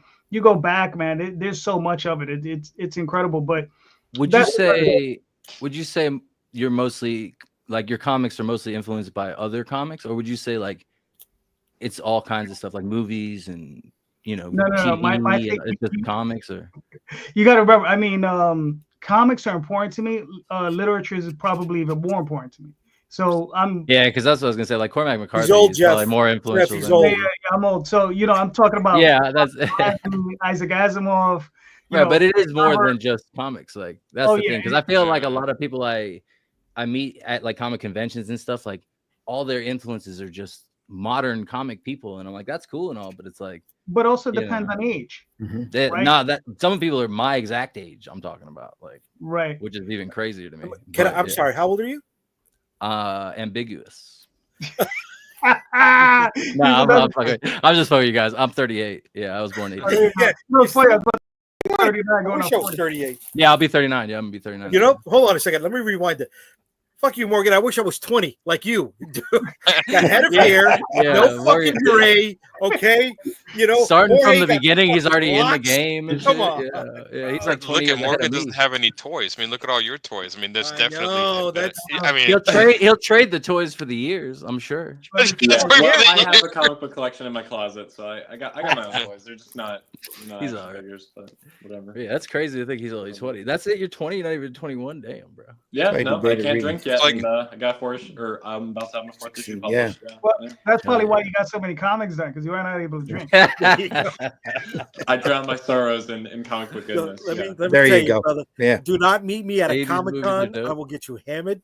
Okay, I am. Yeah, when do you turn 21 before you meet Jay? You better chill. My mom's watching. Wait till he's 21 at least. Jesus. When do you turn 21? In November, so it's gonna be a little. November. Okay, what's your first convention? Get a big old package on the thing. What's your first Jay's gonna send you just a ton of booze. Yep. Jay's gonna show up at your doorstep with a you know, what is it? We go ahead to Appalachian Comic-Con. We gonna have some fun. Hell yeah, boy! I'll be at Heroes Con in Charlotte, so I'm gonna go see that. Oh, I would have been there. I would have been there, buddy. June 20th. Very nice. Stories Now. Great title. Great name. Yeah. All right, Aaron, ask your own question, bro. Yeah. So it's funny. I remember I've tried to put that on. One, it's pacing, and I tried to when I write my own stuff. It's slowing things down and letting things sit for a second. Yeah. I've noticed that in movie and comics, letting the motion sit. Don't rush. I have a friend who's also a writer, and he's like, yeah, I see so many comics when like the guy comes on and he's all like, yeah, I'm gonna destroy the city. Oh yeah, they fight. And there's no rhyme or reason, there's no back. I remember I was reading I read some sci-fi comic.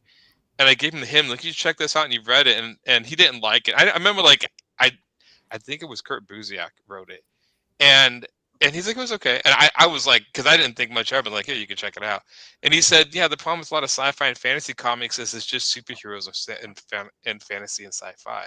That American comics can't get out of writing superhero archetypes. And now, and ever since he said that, I've read fantasy and sci-fi stories, and I'm always looking, and I see it way too much, probably even in my own stuff, that I'm trying to get out of it. Like that sort of, they all have superpowers. They all like form a team, and they all got to fight. And like I'm like, I read this 7 to Eternity, which I like that guy's writing. I remember the first issue, and literally like it's a fantasy one, and like each like character had a superpower. I'm like, this is superheroes in fantasy. Right. No, so you mean it's whether it's good or not. It was I saw that right away. It was a rejected. I'm pretty sure it was a rejected pitch from the X-Men from Marvel. Probably will make it fantasy. Seriously though, superheroes are fantasy. They are fantasy, but I mean, I was thinking that the other day when I was writing a tweet, and I was gonna write like, "Oh, this is my first non-fantasy comic," and I was like, "Well, superhero is fantasy." It goes back to Odyssean, right? Jason and the Argonauts. Yes. Whether you want to, the old mythologies. Absolutely. Everyone on the ship didn't have a superpower; they had a skill, right? Well, I'm just saying, a talent. Like the the archetypes, like a lot of the science fiction in American, it's like there's some evil body that like take over the universe. You don't see like a lot of science fiction, like say 2001 in American comics.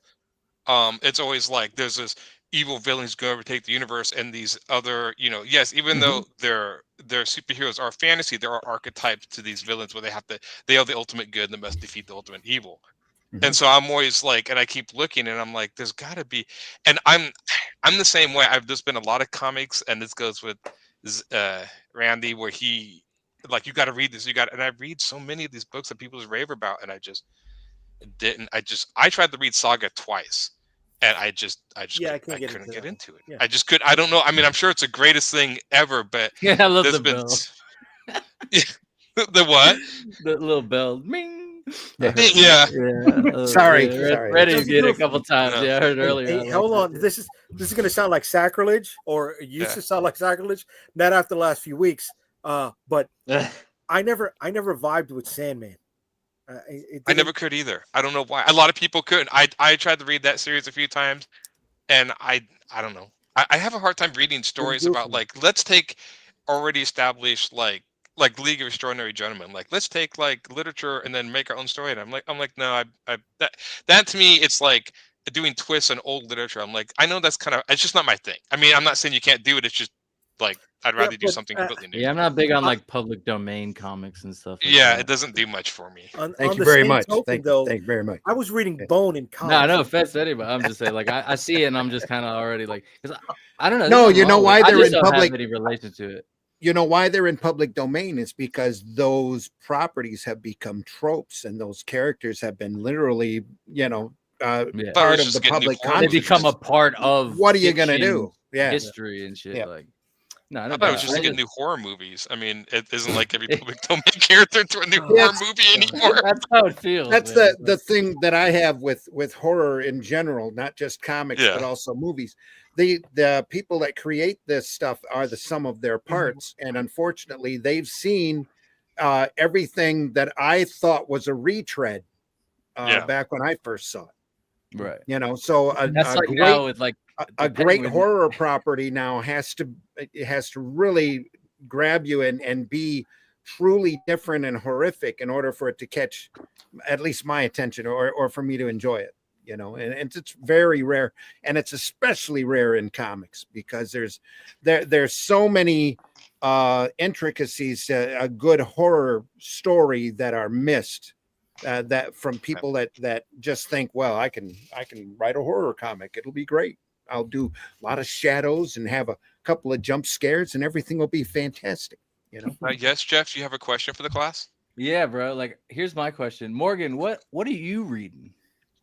I'll be reading a lot of Edgar Allan Poe for my Gothic literature like school class stuff. soon. That's good stuff, man. Cool. There you go. Like, he's 20, so like, so what are you like into, like fictionally and stuff? Like, what is inspiring you? Because like, I know what all of old motherfuckers are thinking. Don't let it. I mean, I'm aspiring to be kind of like a Mike Mignola, where like I'm I guess you could say singular cartoonist who occasionally like does collaborations and stuff like that. Not to like, I don't know, not to hype myself up, but like that's what I'm aspiring to be. Yeah. So I do read a lot of other like singular creators like Mike Mignola, Andrew McLean, who does Headlopper. I've read some Daniel Warren Johnson. I like definitely his own work better than like, I mean, he does great property work like Beta Ray Bill and Transformers, but I definitely like Murder Falcon the best out of all the stuff I've read. That was my favorite one. I haven't read Super Powerbomb, but I've read Murder Falcon. I like that one a lot. See, I like Dual Powerbomb better than Murder Falcon. I haven't read that one yet. Yeah, so I may like it, too, but I haven't gotten to it yet. Yeah, Dual Powerbomb's great, but Murder Falcon does a lot more for me. And also, like, when I read Murder Falcon, like, I had just, like, I made a comic before Frankie that I completely scrapped. In fact, I have the portfolio. It's in my closet right now, and it will never, ever see the light of day. It never should. But like I was about to give up on making a comic, and then I read Murder Falcon. And if you know anything about that story, it's about someone who gives up something they love. I'm not going to go into the details because I want someone to enjoy it. No spoilers. And then that inspired me to then like stop complaining, and I made Frankie and stuff like that. Or not that I stopped complaining, but like it re-inspired me to get back on the horse and finish a comic, and then I finished the next thing, and then it actually ended up getting published. But yeah, I do read a lot of comics, but I think like right now I kind of need a bit of a comic cleansing, so that's why I'm going to be reading a lot more. I mean, for my literature class, I'll be reading a lot of Gothic fiction and stuff like that. And I'm sure you guys are going to reach Lovecraft. I know JD Calderon's a huge Lovecraft fan, so I mean Lovecraft, and there was Edgar Allan Poe. Yeah, it's worth it. Yeah, we actually talked about reading Lovecraft in class, but then, of course, the professor had to bring up how comically racist he was. Oh, he went into it. We're probably not going to read Lovecraft. You got to understand this stuff in their context, though. But there's such a quality to Lovecraft's work, despite the racism. Oh, it's really just superior stuff. Yeah, I get that, but not everyone in the class. Yeah, I've been reading a lot of Howard. Been reading a lot of Howard, and there's a lot of stuff in there as well. Burroughs is the same way with Tarzan running around in Africa. But after a while, they really Howard and Burroughs really came around pretty empathically to the prejudices of the time. Let's put it that way. That's Yeah, the thing. and I too, remember they that wanted happens to with make. a lot of creators. I think maybe not a lot of Yeah. creators, but it happens with like you hear like people will bring up like certain people, like even like Johnny Cash just comes to mind with that kind of thing, where it's like he'll have like an old song that's like super racist, and then by the time he got older, he learned not to be a piece of shit, and then people are still bringing up the old shit. You know what I mean? It's like people can grow and learn. You can't escape it. Yeah, Well, I know that's they the whole wanted to thing. make The more educated you become, the more empathic. Yeah, and imagine how hard it was to empathic be you become. educated back. Yeah. Nowadays we have all the information right at our fingertips, but we And take the it for thing with granted. Lovecraft, I'm pretty sure like none of us knew this man, spoke to this man. Nobody live has spoken to him. I think everyone pretty much has passed on. So the thing is in reading, when you really research him and you read him and read enough books about him or whatever, you'll get to realize that he was not well. You know what I mean? There was something not. Yeah, to come up with that kind of shit, your brain's got to be somewhere else. No, I mean it's more than that. It's more most than literary geniuses are treading that razor, though. Why? What do you think it is, JD? What are you saying? I think he was honestly scared of other races, not racist against other races, but actually scared of other cultures, like physically, like this fear. It's definitely like that fear and insecurity shows up in that. Xenophobic. It's a horror. Yeah, he was very xenophobic. He was raised during a generation where that sort of racism wasn't necessarily openly. It wasn't accepted by everyone. Just commonplace. But it was exactly. It was commonplace. And the thing is he was raised by just his mother. His mother was not well. Another paranoid. Right, and she was, and he was also a very sheltered child. She kept him locked in the house for years. This guy, barely left his house. So, I mean, he had some serious issues. That's not to say what he did was correct. But as he got older and he moved out and got to see other parts of the world, he did grow up to see these other things. And a lot of the stuff that he's accredited to him, that's his racist stuff, like this one particular poem that's terrible. But he did that when he was 18, 19 years old. Right? Do you want to be careful, Morgan? It's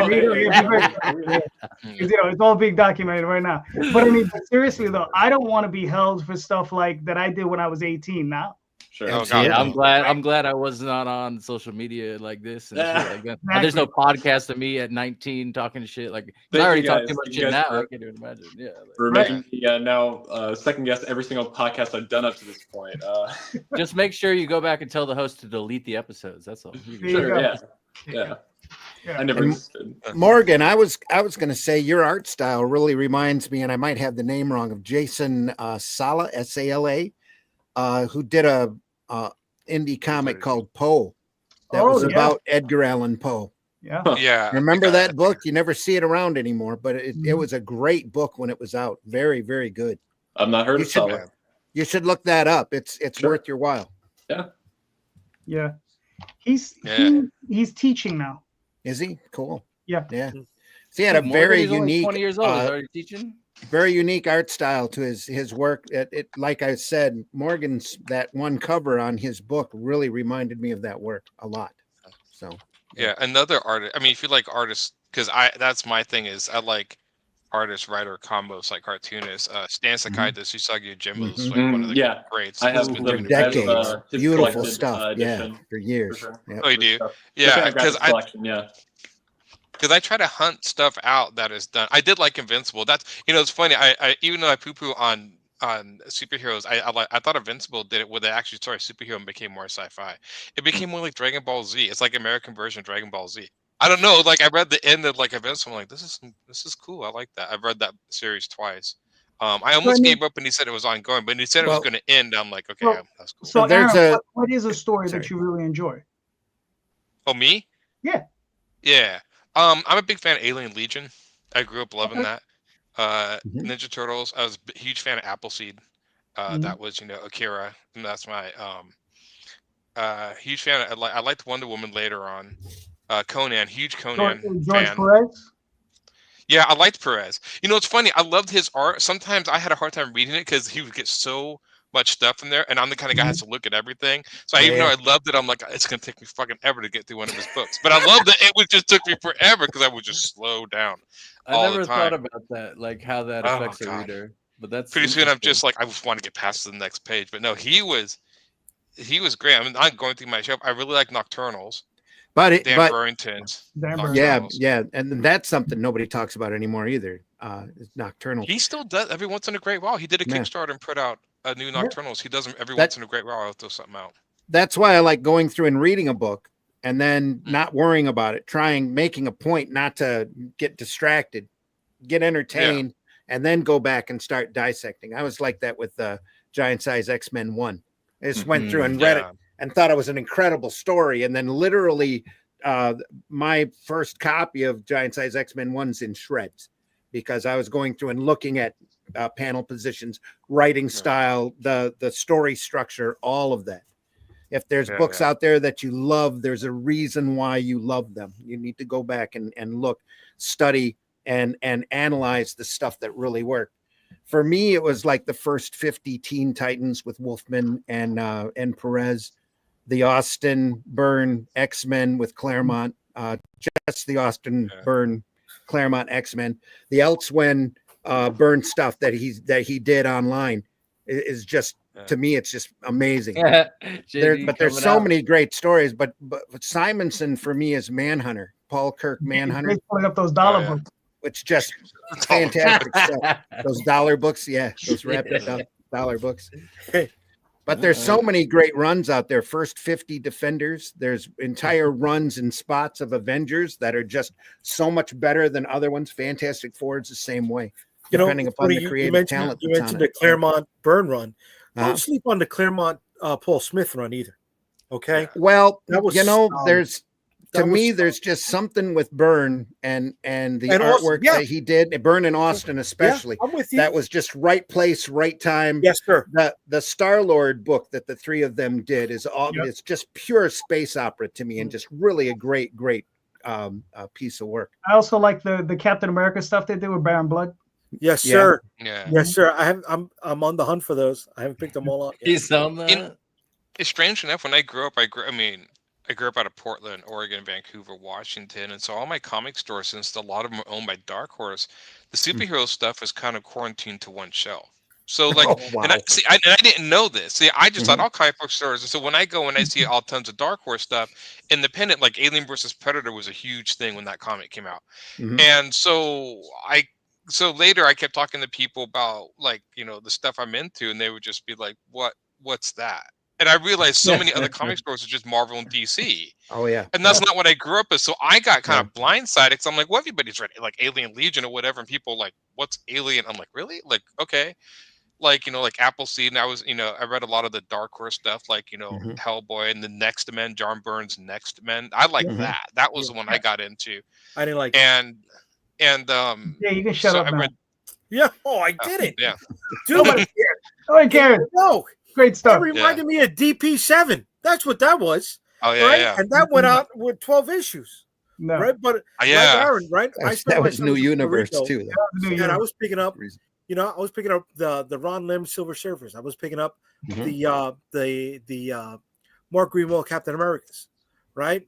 Yeah. Then I come here, there was no comic book shops where I was at, right? I was picking them up in bodegas, and 40 years later, I found out that one of the bodegas I would pick up comic books from was owned by Calderon's Pop, right? And right, that's how you guys meet. I was picking up a little bit of his taste, but I was picking up the lower tier Marvel stuff, like the Cloak and Dagger, Doctor Strange. Graphic novel. Yeah. No, the single issues. No. Oh, okay. I think it ran like 16 or 22 issues, right? But they were half. Oh, they were split. They were split books. Excuse me. Yeah. Right. So I was picking up the common run Marvel stuff, right? I was picking up the back end stuff. Yeah. And I was still excited by that, right? I found out characters that weren't known by everybody else who was picking up stuff at the Spinner Rack in Walden Books or the Spinner Racks in B. Dalton's. Oh, yeah, that's how I picked up a lot of stuff. Yeah. I actually found Appleseed in Walden Books. That blew me away. I'm like, Apple. And then my best friend's dad was Thai, right? Yet somehow his boss was always getting manga. So I was reading the Kinoko Man. Was that the one that muscle figures were based on? Yeah, they made the muscle toy line was based on that. So I was reading that. Excuse me, I wasn't reading that. I was looking at the imagery of the wrestling. Exactly. I didn't know it was going back and forth. I fucking didn't know. Right? But I had that dropped in my lap. So I was lucky to have Yeah. different tastes. Yeah. I think I was actually more, because I read when I read that my first comic I introduced was the X-Men, but I only liked the X-Men because they were punk rockers. And then once they later on in Claremont, when they got the costume back to the mansion, I dropped the series like a bad habit. So I didn't realize I was kind of in that counterculture, even though I personally never did any counterculture stuff. I was never a punk or whatever. For some odd reason, I was drawn to that. The only other superhero series I got into was the New Warriors. But even then, I was always like, why? I was one of those kids that I couldn't understand why they were wearing these ridiculous costumes. Some of the costumes are cool, but I thought Wolverine's costume was cool. But the more you know this character, I'm like, dude, that character would never wear this. Like this, and I don't know. Maybe I should have write it, but there was some stuff where, like, even in the first movie, he's like, "You guys go out in public in these." I'm like, yeah, that's to me what I feel like he would say. But I mean, they were still cool looking. I never quite understood. Like, I was always like, Batman instilled fear in the guys. And I always thought Batman was cool, but if you saw somebody dressed up as a bat, would that really scare you? Or would you just be like, dude, that guy's fucking nuts? Or like, well, I mean, what? I don't know. What would you think? Well, he is built like a linebacker in 6'6". Yeah, I know. I think it would just be the girth of the man who'd just be like, that guy's gonna fuck me up. But yeah, not only be even more scared because you're like, what the fuck is wrong with this guy? And he's gigantic. Like, no doubt. Yeah. Like, all right, gentlemen, we made it to hour 2. So thank you so much. You guys are all awesome. Please, Jeff, let's start with you. Where can we find you and your work, sir? You can find The Public Defender on Kickstarter right now, all the way up until Saturday morning. So get your asses over to Kickstarter and get The Public Defender. If you missed that, go to getmagicpowder.com. You can get all my comics there. All right. Randy, where can they find you and your work, sir? Yeah. Sarah says, wow, 2 hours already. See, that's entertaining. Did you forget what time it is? You can find my podcast, Indie Comics Network, Randy Zim YouTube channel, Comic Book Black Belt YouTube channel, all sorts of other different platforms. Sunday Funnies, Sunday morning at 9 a.m. Comics by Night, Friday mornings at 5 a.m. Those times are Eastern time, so adjust your clock and time schedules accordingly, where we look at great old comics and go through some great stuff. Other than that, it's Arrow Comics. Look for Arrow Comics wherever good comics are sold. The Atlantean, Shadow Kingdom, and I have a War of the Worlds book printed through Caliber are all available on Amazon, Barnes and Noble. Ready for you to come in and look those over. The Atlantean 2 will be on fundmycomic.com in March. It's a great, just a hardcore pulp sword and sorcery tale. I had a lot of fun with it, and Charles Santino had a little help with it, and he's written some Conan for Marvel in the past. And it's just it's a fun story. So that'll be up and available in March at Fund My Comic. If you want more information on that, Russ Leach, who is the artist for the Atlantean and Shadow Kingdom, russleach.com for more information. He does a newsletter that goes out, I think, once a week when the campaigns are in full force. He doesn't bombard you with a lot of emails, but he will give you new information on Atlantean as it becomes available. And he's just knocking it out of the park with issue 2. Other than that, then just watch fundmycomic.com for more Arrow comics. All So right. and come listen to my podcast, because we have a lot of fun looking at a lot of older stuff. So the stuff that inspires us, not necessarily older stuff, but most of it's been this Sunday morning. Just this morning, we went through the Atomic Knights with John Broome and Murphy Anderson. And if you have not seen the Atomic Knights, you really need to. It's a great Silver Age property that takes place after the apocalypse, with guys in radiated suits of armor trying to put civilization back together again while riding Dalmatians the size of horses. It's fun. Nice. Great stuff. And more great stuff on all of those shows. We're archived at all those places I mentioned before. So go over there and check us out. Cool. Jorge, where can they find you and your work, sir? Yeah, so everything you need to know about what I'm working on right now, projects, Kickstarters, etc. You can find it under the link tree in my Instagram bio. Cool. Yeah, so that's where I keep everything. Make sure to look out for Frankie Boy Monster number 4. Mhm. It's under the link tree too. So go and check that out and support that, please. Thank you. There you go. Morgan, where can we find you and your work, sir? Yeah, you can find me on Instagram at Herron_art, HERRON_art.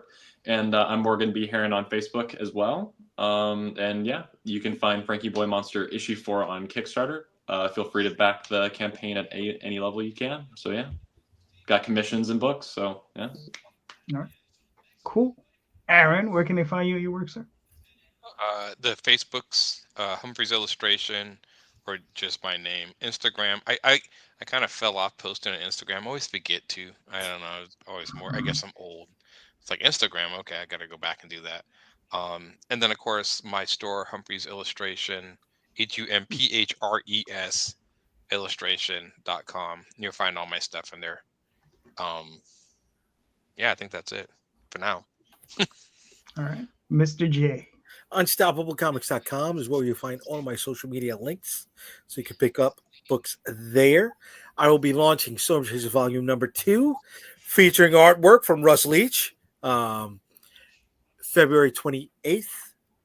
So that Volume 2 will go live then. If you are a returning backer, there's a special gift.